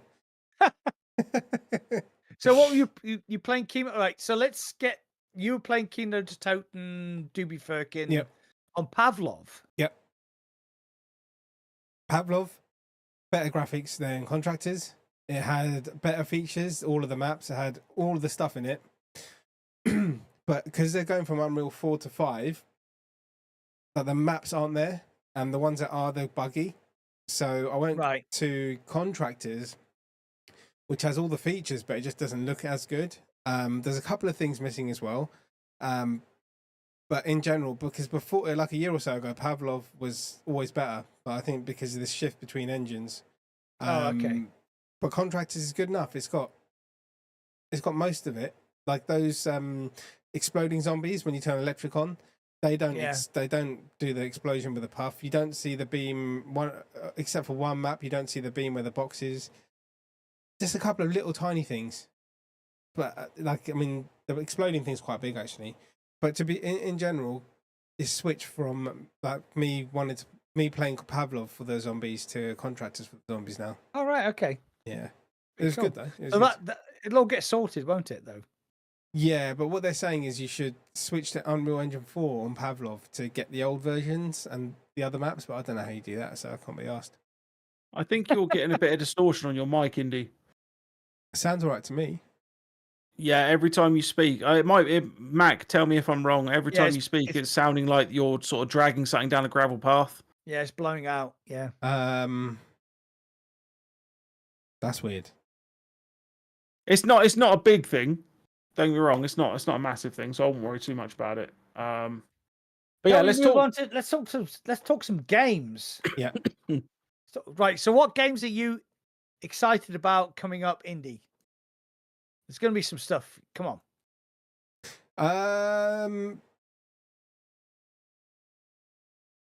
We spoke about this last time. I think Alien's probably the main one. Yeah. To be honest. Yeah. No, we've had Gunman announced. We've had a rough date for Gunman contracts. I didn't even play the mod. What? What do you mean you didn't play the mod? I've played, I think, 2 mods in Half-Life Alyx. One was a difficulty one was something else. Not playing Gunman. Should we just Can you just exit him out of the call? Yeah. Is that? You never played Gunman Contracts? No. Come play it tonight. No, download it. Because You have Alex Alex John Wick, and I fucking hate John Wick, so I refuse to play it, Mac. If you don't quit him out of the call, I'm going to quit at out of the call beginning now. No, I can't because that'll screw up the fucking stream. Yeah, Did you just actually say you don't like John Wick? I fucking hate that turd. He hates. No, do you not know this? He hates. No! Fucking turd. I grew up. How have I watching been Bollywood friends films. with this I guy? was forced to watch Bollywood films, and that's fucking worse than Bollywood films. All he needs to do is start singing and dancing, and that's it. It's just over the top bullshit. It doesn't register in my brain as entertainment. Okay, I don't think you have the ability to feel happiness. I don't think you're I do. anhedonic. Yeah, I could be. We need to Google that word, but it sounds good. Ali Berry with Attack Dogs. John Wick 3 Parabellum. Just Keanu Reeves is such a like. I don't think the guy can do any wrong. Ali Berry sounds with like dogs fanboyism here. in a bra top. There isn't many things or many people that I will fanboy for, but Keanu Reeves could literally walk up to me, stare me down, and I would fall to my knees. Yeah, I mean, he's a great actor, but I just don't like John Wick. I'm sorry. I'm sorry, but your cousin agrees with you. Dips is in the conversation saying, "I agree with you." Where? I didn't see that. Not with you, with us. Good. I don't. Anyway, yeah, so sorry. if you don't know sorry, should we explain what Gunman Contracts is? Probably a good idea. If you don't know what Gunman Contracts is, it's a mod for Half-Life Alyx, which you can download for free. And there's 2 chapters: Gunman Contracts 1 and Gunman Contracts 2. And okay, that was a little too sucking of the egg. I think that is. I think Gunman Contracts 2 is about as close as you can get to a John Wick simulator. Yeah. That it's like the first one is really good, but it's very short and it's a little bit buggy. The second one is absolutely amazing. For an experience that probably lasts 30 minutes, I probably spent 10, 20 hours playing that game because you are going for the one-shot headshots every single time. You are trying to get that perfect run where you just do the headshot. I tell you what, that game, or that mod, let's say for now, if you actually put the effort in and actually do like the break falls for it, so that you can like literally fall to the ground around a corner to take out someone, it changes the game so much. So, do you know about the John Wick flick? Yeah. So that actually works in Gunman Contracts Yep. too. So you can so if you don't understand, what happened was that Keanu Reeves developed this thing where he would like unload his magazine as he flicked, and he would put the new magazine in and cock and then go. And people who were into guns said, wow, that's actually really fucking good. But in Gunman Contracts 2, you can actually do that. You can press the button to unload your gun and you can flick your wrist and the magazine fucks off. You can put the new one in, cock, and carry on. It's just motherfucker. It's just amazing. I love those mods. But so the guy who was modded it, AMB that's the one. He has been working on producing his very own game, which is like I don't think he's shying from it. Like everything is basically scenes from John Wick movies at this point in the full game that he's creating. And Valve have basically said, yeah, here you go, dude. Have a shitload of assets. Go nuts. Yeah. And that's what I love about Valve. What's happened here? I should apparently watch John play John Wick. Okay. I mean, I'll give it a go. Have you seen any of the films? Yeah, I saw the first one and I was like, this is shit. And I just said, no, turn it off. And then in the background, I've seen people watching them and I stop and I watch and I'll just go, this is fucking bollocks. And I just walk away. Because that's what it is. It's over. If you like that over the top bullshit, then that's up to you. If you've got a fucking monkey brain, it's up to you. That's your. Wow. I have a monkey brain. My whole channel is built around having a monkey brain. So, what do you expect? To be fair, like my favorite hobby at the moment and has been for months now is airsoft. So, and at the end of the day, I know exactly what airsoft is. It is cosplay.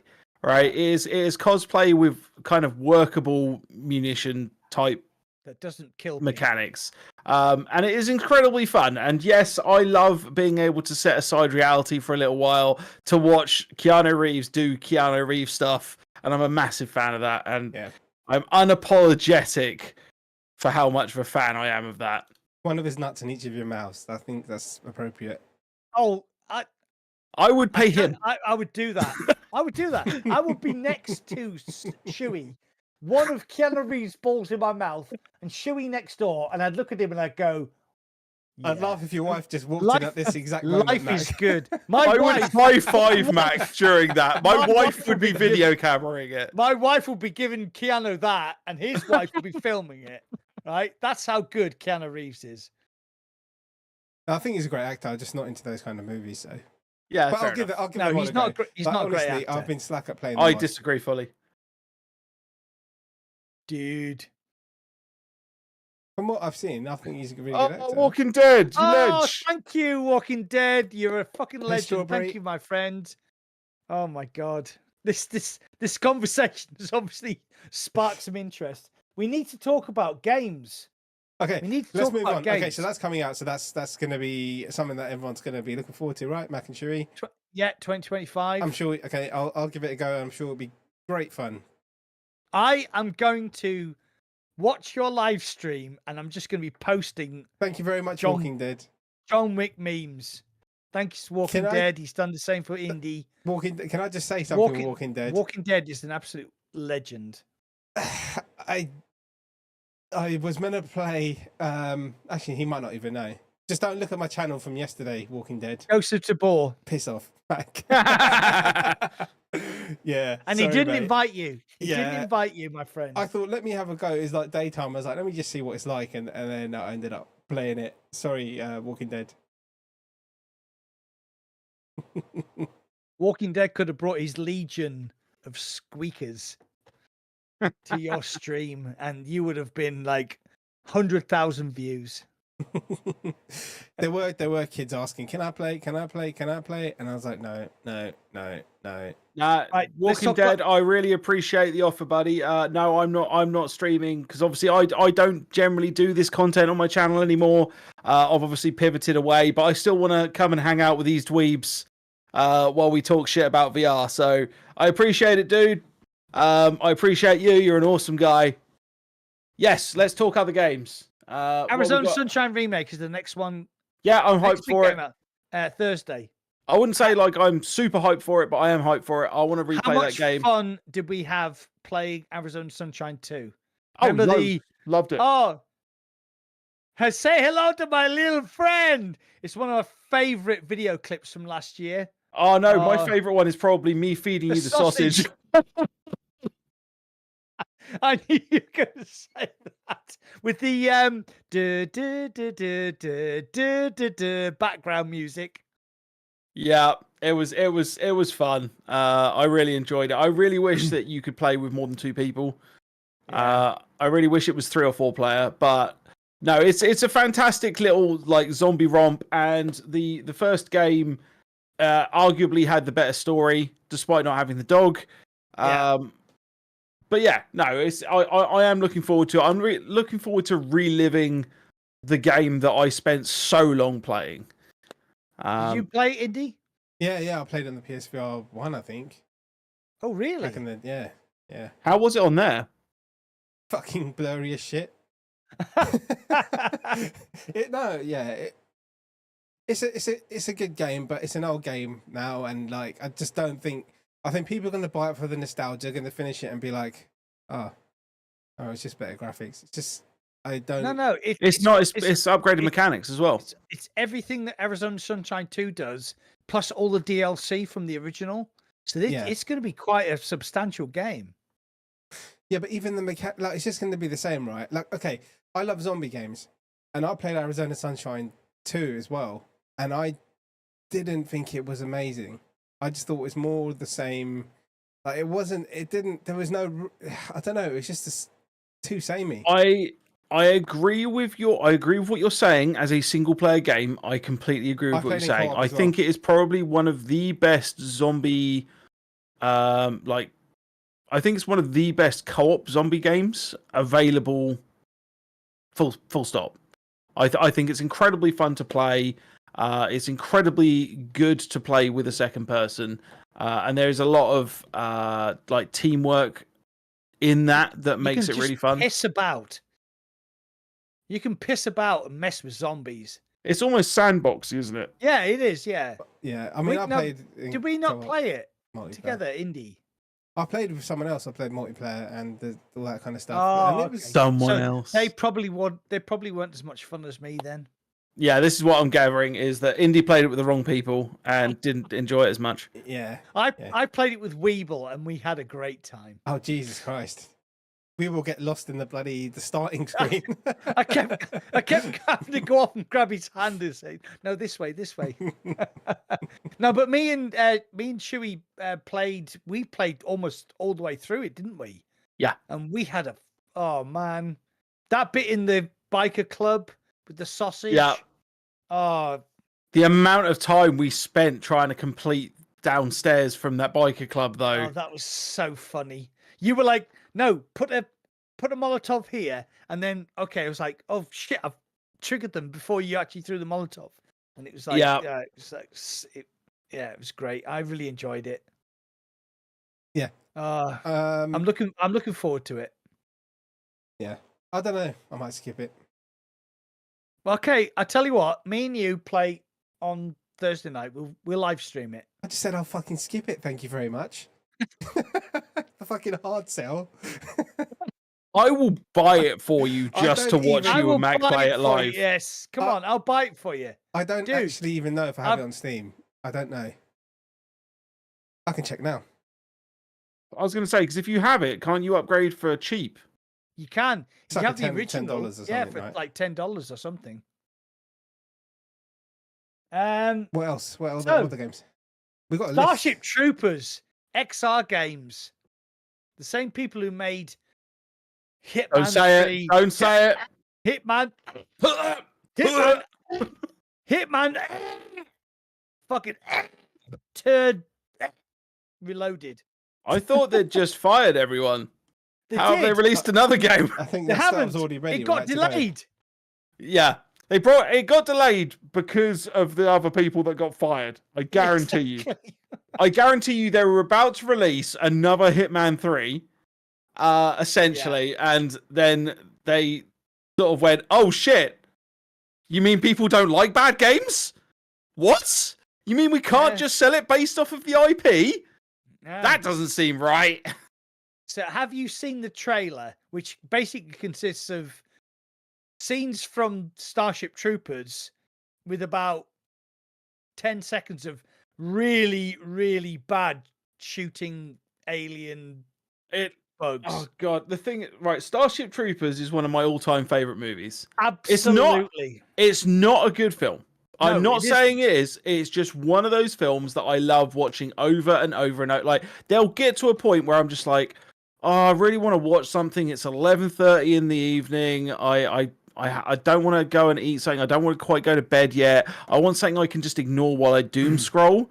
Yeah. And then I'll stick that on, and then instantly my phone disappears out of my view, and I'm just 2 hours of watching this stupid movie. And then I see, like, I actually played a Starship Troopers game at WASD as well, and I actually enjoyed it. You know, it was sort of a RTS game, and it was fun, and it was nice being back in the Starship Troopers universe. And then there's this, and I saw the trailer, and I was just like, this is gonna be fucking terrible. Starship Troopers is my Zoolander. So basically what happens is me and my wife are watching a film on Saturday night, and then it finishes. If Zoolander or Starship Troopers is on, we will watch them till the end. Because Starship Troopers it's a bad, great film. Do you understand what I mean? It's a great bad film. It's just like, it's like Paul Verhoeven at his pinnacle of shitness. Oh yeah, no, I have 3 movies, right, that I can watch at any time, and I will always watch when I'm sick. One is Starship Troopers. The other, one of the others is Basketball. I don't know if you know that one. I do, yes. Fucking absolute classic by the makers of South Park. South Park, yes. Terrible film. Amazing film.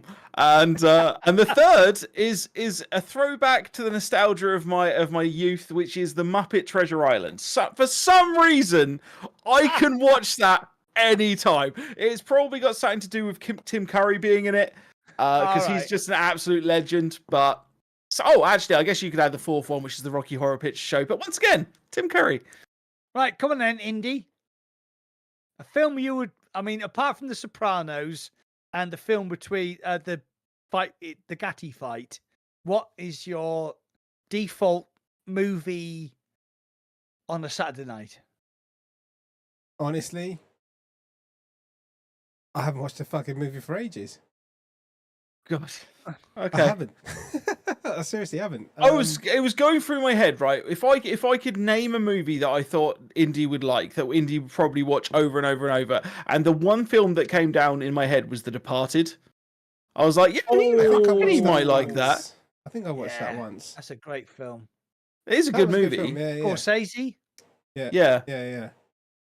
Massively amazing cast as well. Yeah.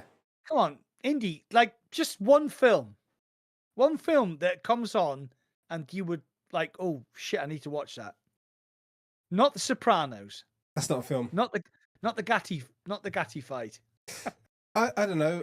Anything by Scorsese then, I guess, like Casino, Goodfellas, maybe Scarface, like that kind of stuff. But you just like mentioned 3 classics there, so yeah.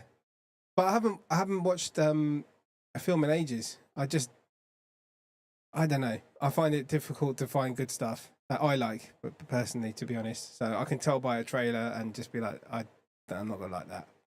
Okay, so what's the last film you watched that you really enjoyed then? Mary Poppins. Excellent choice. One? The new There's one, more than one with Emily Blunt. Elon Musk is in the back of my head. Oh, Paradise Decay keeps calling me a robot because I didn't get scared by that game you guys were going on about. That is the scariest game in the world. Yeah, it's because you're a fucking weirdo, man. I know, man. I'm a fucking weirdo, and I'm proud. You can watch my live stream. That scared the shit out of me. Yeah. That scared the absolute shit out of me. Fucking Madison VR was fucking horrible. I actually stopped playing because I was so scared. Yeah. I don't I think like how we make a podcast specifically about a system, right?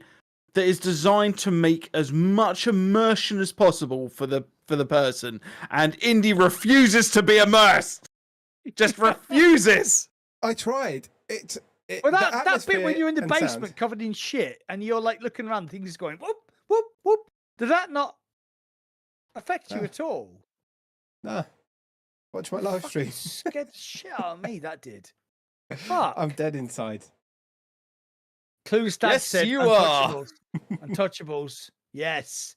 Oh, that Great was a film. good movie back in the day. I mean, if you watch it nowadays, you can see that it's like it's aged, isn't it? But oh, hold on. What was the other one with Christian Slater? Do you remember that kind of mafia film from the 90s?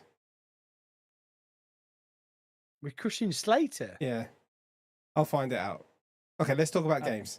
Yeah, let's Okay. go back to VR. Okay. Wanderer. Still looking forward to it. Don't know how much more we can say about it. But you had Mobsters. criticism of the original, didn't you? I liked the original. There was but criticism, yeah. The mechanics that were used in there, it was a really good game. It was PC VR, like genuinely one of the best puzzle games, let alone games on its own of that year for me. But the movement mechanics, you still had to use teleport movement for quite a few different points, including jumping out windows and being able to use ladders, which was kind of shit. Yeah. But otherwise was good. And it looks to me from the trailer that they have fixed all of that. So I am looking forward to it. Got delayed. Yeah, So, I played move on. for maybe 10 hours. I played for like 10 hours or so. I thought it was really good. I just never finished it. I wonder, because like I'm looking at our list of stuff to talk about, and all of the games are basically just this has been announced, this has been delayed. Yeah. So who's excited for Batman then? Do you know 'Cause what? I'm not anymore. That's imminent. Oh, fuck off. No way. Why not? I don't know. I was really excited about it 3 months ago, and like the closer we get to it, I'm just like, this is going to be really mediocre. I don't think it's going to be bad. I don't think it's going to be a bad game. I just don't think it's going to be a good game. Right, Indy, did you play Batman Arkham Asylum flat screen? Mm-hmm. What do you think? Thought it was all right. Nothing amazing. Fuck you. I can tell you why Indy thought it was okay and not amazing is because like you're a stealth character that can see through fucking walls. Oh, was that a part of it as well? Fuck me, it's definitely shit then. I've changed my mind. It was years ago I played it and I just thought, it's a button bashing, punchy. It wasn't. No! You missed the total point of the game is that Batman was vulnerable. Batman was vulnerable and he had to play the stealth character, Batman the Hunter. In Batman Arkham Asylum, he was the hunter and he was vulnerable. Like he wasn't a superhero. He was just a guy wearing a fucking bat suit. Don't know about you, Indy. I don't remember dying in that game. I never felt vulnerable. Yeah, I felt pretty badass, probably because of the giant fucking muscles and the billions that I'd spent on the suit that I was wearing that allowed me to see through walls and murder people from a mile away with cruise missiles. Shit. Batman does not murder anybody. Batman has never killed anybody. He was vulnerable, was he? I don't know. I skipped the cutscenes, Mac. It was that boring, so I didn't know the story. Oh, fuck me. I don't even know why I talk to you people. Oh my god. Batman Arkham Asylum was fucking incredible. Batman as the hunter. He was vulnerable. He had to play the stealth game. He was like if you jumped into a room and there was too many people there, you would get quickly overwhelmed. It was great. So what I see in Batman Arkham Shadows is they've done the same thing there. Batman as a hunter. So he has to use stealth, take the enemies out, and when he gets exposed, he has to. It looks incredible. I'm so excited. I'm so excited for Batman Arkham Shadow. Mm-hmm. Overexcited. Yeah, I mean, how many times have you been kicked in the bollocks by being overexcited by a game trailer and gameplay and just in general? No, this time, people who played the demo at Gamescom Ooh. have said this is pretty Yeah, good. see that this is. I'm not trying to be a dick here, okay? I'm genuinely not trying to be a dick, and I'm genuinely not trying to be funny. But if you starve a man long enough, Ritz crackers will taste amazing. This is what my thinking exactly. Now, here's the thing as well. Here's the thing. I don't know, Mac. Like, this is going to go back to us having an argument in 2 weeks' time about it's like the whole thing about Assassin's Creed is going to be the same thing again. Oh, fuck. I think that's what's going to happen here. Dare bring that up. I think that's what's going to happen. That's my prediction. Because you were completely I correct. cannot wait for that podcast. So I'm excited for Batman just for that. He was absolutely 100% correct about Assassin's Creed Nexus. Oh, what? 2 years later, you actually finally admit it. Thank you. Can we rename the podcast? The title of this podcast. Yeah, what should we call it? Assassin's Creed is bollocks. Just nothing else. Just Assassin's Creed was a mediocre bag of dicks. How about two guys gang up on the old fella and tell them Guys, one Mac. Exactly. That Assassin's Creed Nexus was fucking bollocks. Okay, I admit I was wrong. I do apologize. I really thought and I enjoyed it, but when I look back now, I think actually that was pretty shit. You get too emotionally you can invested. enjoy shit games. Yeah, we've got no problem with you enjoying shit games as long as you won't take you realise for that it. they're a bunch of bollocks. I really enjoyed Hitman 3 Reloaded. No, I couldn't even keep a straight face. I couldn't even keep a straight face through that. Sorry. That was funny. Hitman 3. When I finished my live stream of that, I went straight into yours and I was fucking laughing my ass off. Fuck off. Right? Just fuck. Yeah. That was not a good part of my that was I agree with you now. That was Okay. shit. I propose a new subject. Yeah. New topic. I would like because we've already had like some talks behind the scenes, right, about this. And I don't think we've actually covered it properly. I just want to give a couple of minutes to it, which is Contractors Showdown. Yes. We played a lot. We played a lot of this game, and Indy decided to be the guinea pig this week and go back and check it out. Are we talking Thoughts? about Taboo or Contractors here? Because Contractors. It's a Squeaker Fest, which is now a fucking deathmatch mode, and it's meant to be a battle royale game.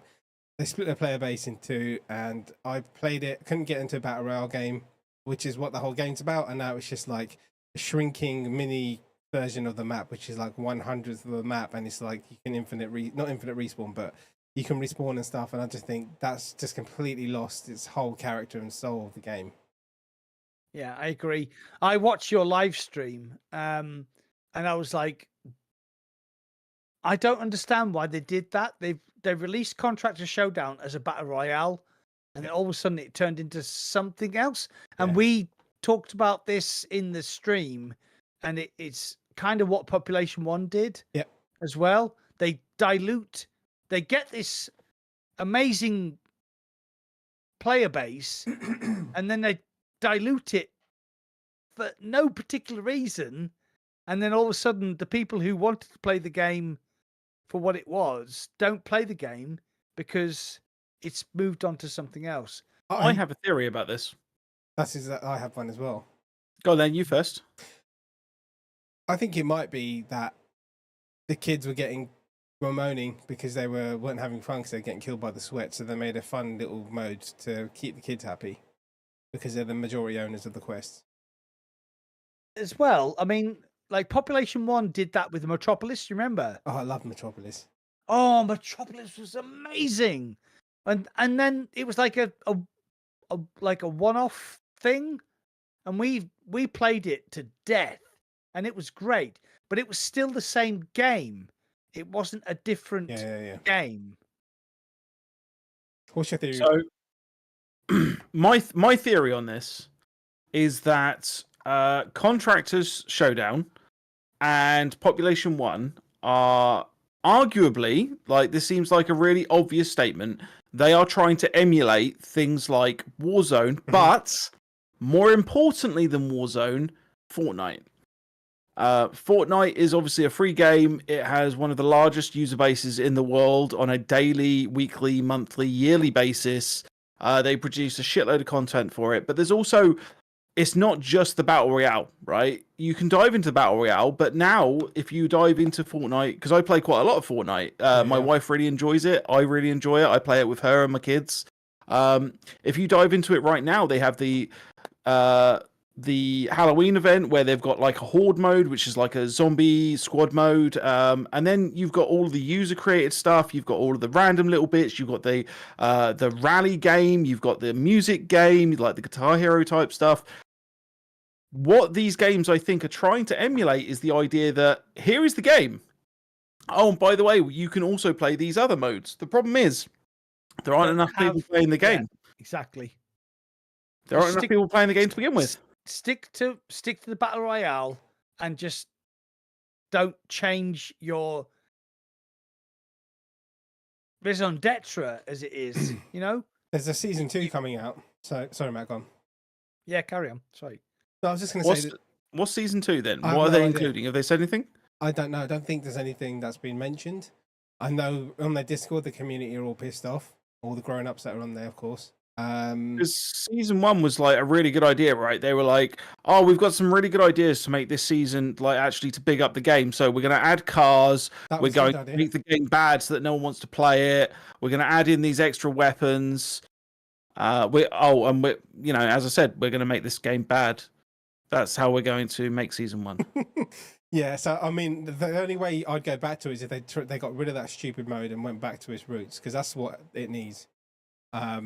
And then I played also while we're on the topic, Ghost to Ball. Like I played that the other day after a year and a half, and it was just the same. Just it's a lot of the jank is gone. It was a lot more smoother experience. There's a couple of little bits like things that dropped on the floor went missing. It was just a key card. Your key card, yeah. Yeah, which wasn't important at all. And then what else? There was the other map was all right. And I don't know, it's just like, it's been a year and a half. That's the only multiplayer game that's still got like people playing it consistently. And again, it's a lot of it's kids. We've got Quest 2s, a lot of it's because I've never had streamed a game in my life where I've had so many kids saying, "Can I play? Can I play? Can I join you?" Like non-stop. Like Walking Dead's audience. yeah, but he actually plays with them, which is like, you know, that's good that he does it. But he fucks up for people like us. So thank you very much, Walking Dead. he's a beautiful human being, though. Yeah, no. So it's just like I would like to see. Okay, this is the thing. I'm into open world, open games, open maps. You know, so when they made the Tabor Island, I was like, this is great. This is why I love Showdown as well. Now the trailer, I watched it today again. The Tabor Island trailer showed the whole map, and when they made the half the island, they were like, yeah, the other half of the island's coming soon. It's been a year and a half, and there isn't another half of the island. Yeah. And I just thought, what the fuck? Like, yeah, that's just more of a personal preference. So, PD, you're not exactly right, mate. All the kids we playing I Am Cat thanks to Poweron. The difference between Christmas between those games that were mentioned like Pop One and G-Tag and things is that they're free. And I Am Cat is an expensive game, man. It's a whole $7.99. Don't expect too many kids to be on that shit. That's over the Christmas budget. Yeah, so like what happened to us? So we played a lot of Contractor Showdown and we were pretty good. You know, we would like I think my win-loss ratio was like 25%. If we were in a game, there was a 4%, like it was like a 25% chance that we would actually win it. Like that was my win-loss ratio. You know, but we always ended up like in top 5, 4, 3, 2, or we won the game, right? When season 1 came out, we played again and we could not get past like 25. We were getting beamed.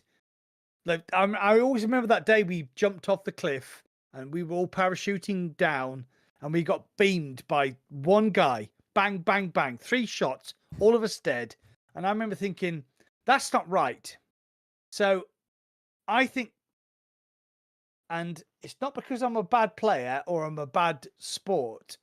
I think there was some cheating going on because we literally went, when season 1 started, we went from being top 5 to being not even be able to get in the top 20.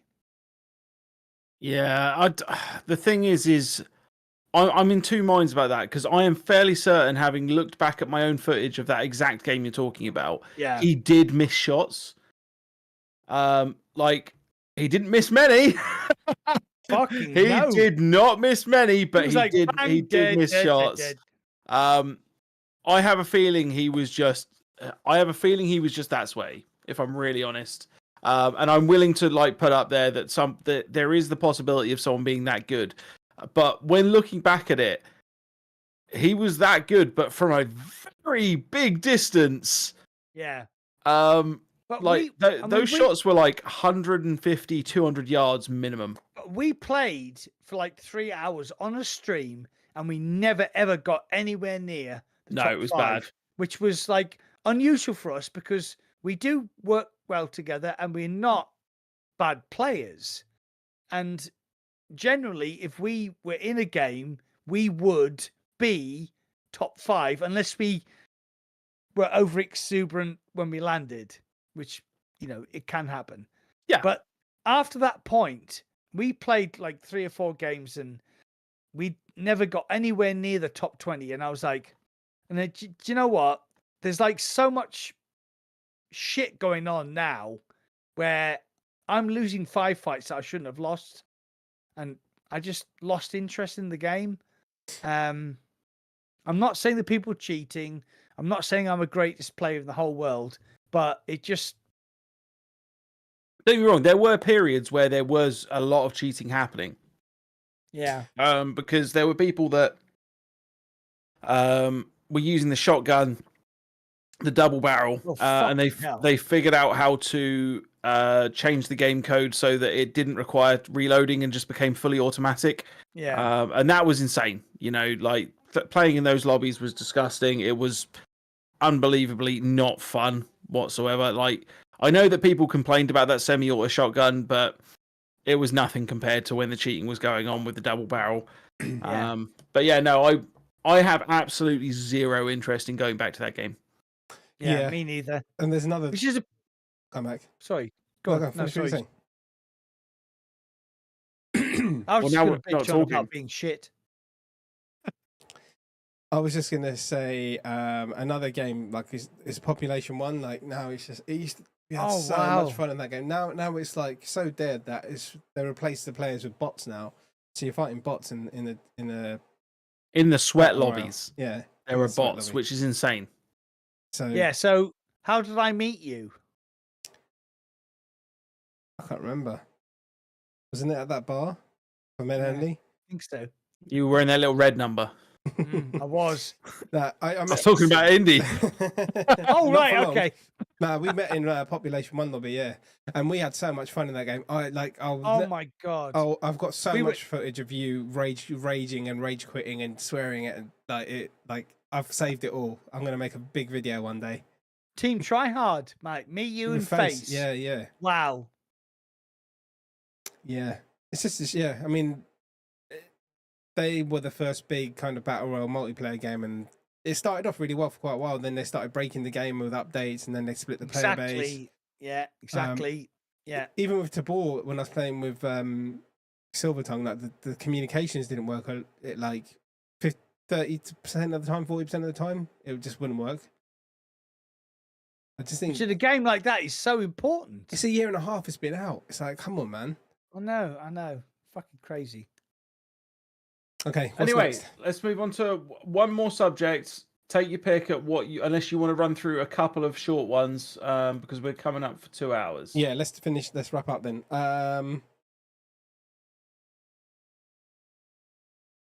Like, we've obviously got some games coming out whether or not people care too much to speak about. And we've got things like Human Fall Flat VR, which I think will be fun, but otherwise I just don't think it will recapture the magic. Subsides in the works for PlayStation VR 2. Behemoth's obviously been delayed until December. Max Mustard is coming to PSVR 2. I don't know why we bother talking about PSVR 2 at this point. Nobody cares. I mean, all right. Can we talk about Behemoth? Interested. Go on then. What do you want to talk about it? I think this is the I think this is going to be a really good game because it's like it kind of gives me that what the fuck is that game called? The Eye of the Colossus. Eye of the Colossus. Yeah, the Colossus. Yeah, the Colossus game. Shadow. What? Sorry. Shadow of the Colossus. Yeah. And there was another one. Yeah. Shadow. That's the one. Yeah, Shadow of the Colossus. So everybody that I know has played it has said, yeah. Same as Batman, same as Metro. Haven't heard anybody say the same thing about Alien Incursion because I don't think anybody's played it.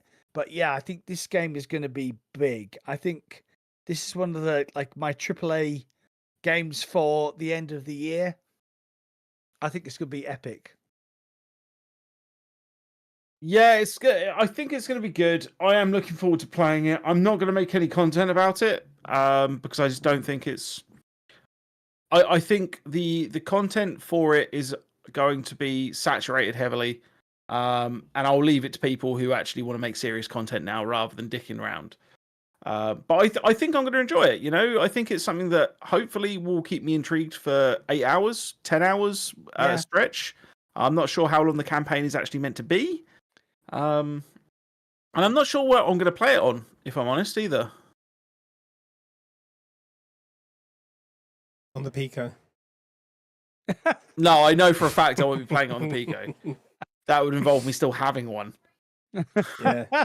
I mean, there's the rest of this year, like every Q4 of every year, there's a lot of games coming out, so we'll have plenty to talk about.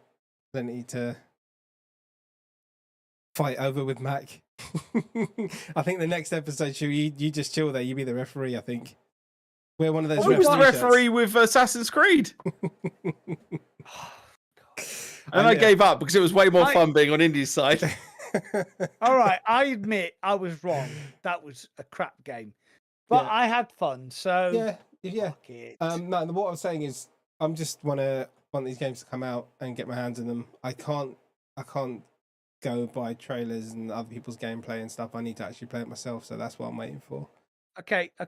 So I'm going to on the end of the podcast is going to be, do you think that Hitman World of Assassination on PSVR 2 is actually going to be good? They're going to fix everything that was wrong with all of the other Hitman bloody PCVR games. What do you think? No, Indie. I think they've promised a couple of things, but I just think I don't think it's going to be what everyone's going to think. I don't think it's going to be what everyone wants. That's my opinion. I know it's like, see, they haven't shown us anything. So why should we believe it? Should we? I'll tell you this now, right? I have been considering for a long time scrapping my PSVR 2. If Hitman World of Assassination actually pulls something out of their giant bag of shit that happens to be okay, I will keep it. Yeah. Bin it live on stream. Yeah, no. I'm more than happy to, right? I know for a fact that my PSVR 2 that is sat just there, there is almost a zero chance that I'm going to be able to sell it, right? I think I might get 50 quid for it if I'm lucky. I genuinely don't think that it is a sellable thing. If Hitman World of Assassination is actually okay, and actually, I'm not even asking for insane things to happen, right? I just want them to make good on the promises they make. Yeah. like they don't. If as long as they don't say this game will make you orgasm every other minute for the entire time you're playing it, right? As long as they don't promise something ridiculous like that, and they're just like, we're gonna give you dual wielding. We're gonna make it so that you can, play that game that you've bought. We're gonna allow you to reload. We're gonna not force you to do button presses, right? Simple VR things. As long as they just do that, I will keep the headset. I haven't shown it. I'm going to say something which you need to go back to the video for the release of PSVR 2 Hitman World of Assassination. And all I'm going to do is I'm going to put my hands up like this. And when the person puts his hands forward to strangle somebody, they change. Yeah. There you go. See? You saw that. Yeah. So that is all I need. Put your hands up. That means you can strangle somebody. That could be hold trigger to make your hands go like that and let go, and there's an automatic strangle. Not going up to somebody behind somebody and going, and they go, They haven't shown, Matt. They haven't shown anything. I don't believe it. No, that thing there with the hands changing means you can strangle somebody. It's not enough. So I always remember that the mechanic in the plane simulator thing, and he went up behind him and you were like, "Oh, I'm going to steal your suit," and you were like, and he was like, and you, fuck, I have to hit him. So I think they've subtly changed the way that it's going to work. I am confident that they've done it. I will be proved wrong during the Christmas podcast. Do you know what, right? All it takes, we have games in VR, right, where there are ladders, right? Ladders exist. We know this. We know there are games where if you hold down the grip button near a ladder, your hand will go, "Oh, we're near a fucking ladder. Let's grab onto it," right? All they need to do is just take that bit of the ladder, make it a circle, and then make that hitbox on a person. It's a movable ladder rung. And then every time you go to it, your hands are like, "Oh, we're near a fucking neck, are we? That means we need to do this when they press grip." It's not difficult. What about the cyber, the neck, what's it called? The fucking piano wire thing. Yeah, the piano wire. So I did notice that when he went to get somebody, his hands changed. So if you have the cyber wire, you can. Do you know what, right?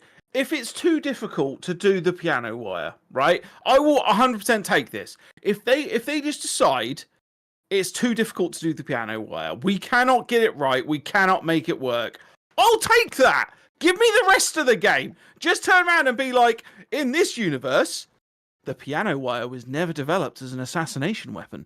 I will 100% take that and just be like, yeah, as long as I can use my silver ballers, as long as I can pull out my sniper rifle out of a case, as long as I can hit someone over the head with a billy club, as long as I can strangle them, get rid of the piano wire. I can live with that. Did you see in the trailer where the guy, he holds the frying pan up and the guy shoots it and he goes, "Ooh."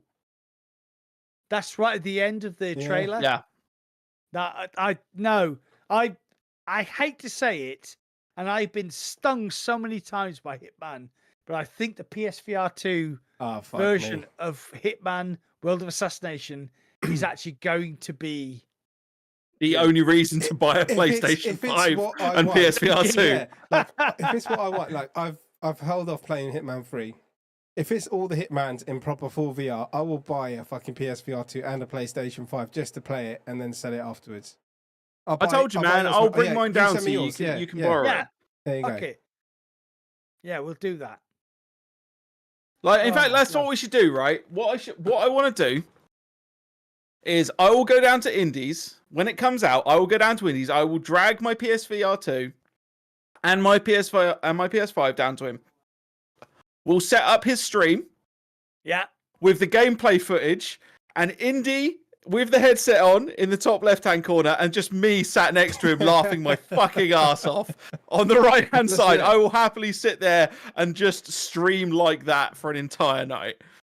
I'm coming down for that. I'll be in the bottom left-hand corner. Crying your eyes out because you told us this game's going to be great. Do that. Yeah. No, I think actually we should do that. I genuinely think we should do that. I think it'll be a good excuse for us to all meet up and have a laugh. Yeah. All right. Definitely. Well, before we end, just quickly, what the fuck is the plan for the Christmas podcast? There isn't one. Don't ask us something that is like a reasonable amount of time away to have plans for. Okay, no Christmas then. Christmas is cancelled. We'll do a Christmas podcast. We will do a Christmas podcast. Yeah, it'll be good. We'll raise some money Just for 2 months a away. charity. How about that? Yeah, we'll do a proper charity run. Because I am more than happy to do stupid shit for that. I need more chilies. Right. Suggest a charity. We'll. How about one very stuff. close to your heart, the dementia charity? I'm sorry, I don't know what you mean. Oh, he's forgotten about it already. Who are you? Where are my trousers? Fuck. What's going on? Yeah, we'll Fuck you. talk. We'll talk. Fuck you. I'm not that old. We'll talk it out. We'll sort it out and we'll do it for charity. And I'll probably just do some. I'll have to find even hotter chilies because I'm a pretty sick person when it comes to chilies. Need more chilies. Stronger. Yeah. Throw me some suggestions, guys, of things you want to see me do. I'm not just going to get pissed this time. I'm going to do some. I'm going to do some weird ET things. Obviously, it has to be vegetarian for me, but if you can think of weird shit, whether it's sour, whether it's hot, whether it's cold, I don't know, just not no fucking eels and shit. Yeah.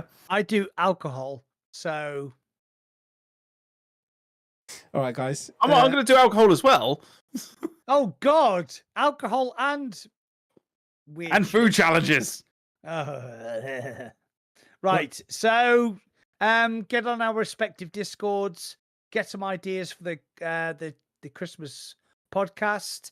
It'll just be us three this year, I think. So yeah, go for it. Good. Excellent. Right. Cool. Right. Let's say goodbye then, fellas. Bye-bye. Okay. I've been unforgettable. Thank you for my esteemed colleagues, Surgical from IndieVR. Say good night. Good night, everyone. Thank you very much for watching. Be sure to tune in 14 days' time at the exact same time for the podcast. Say goodbye to my esteemed colleague, PoweronVR. His microphone cut out. Right. Yes, this microphone's a bit weird now. Thank you very much for watching, and we will see you in the next one in 2 weeks' time. The big Batman showdown between me and Mac. Batman showdown! Swearing, spit, blood, piss. Great. See you later, guys. Cheers. Bye! Later, people.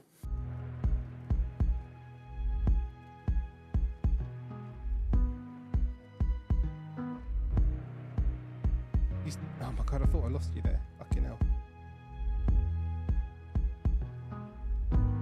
No, I was watching the stream because it's delayed on YouTube, and I was like, they're talking, but I can't hear them. Yeah.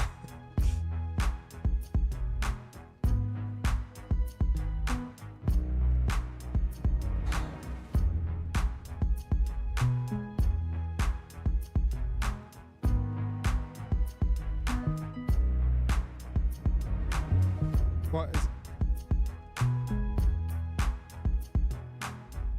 Was it last year? Well, I thought it was 2 years ago.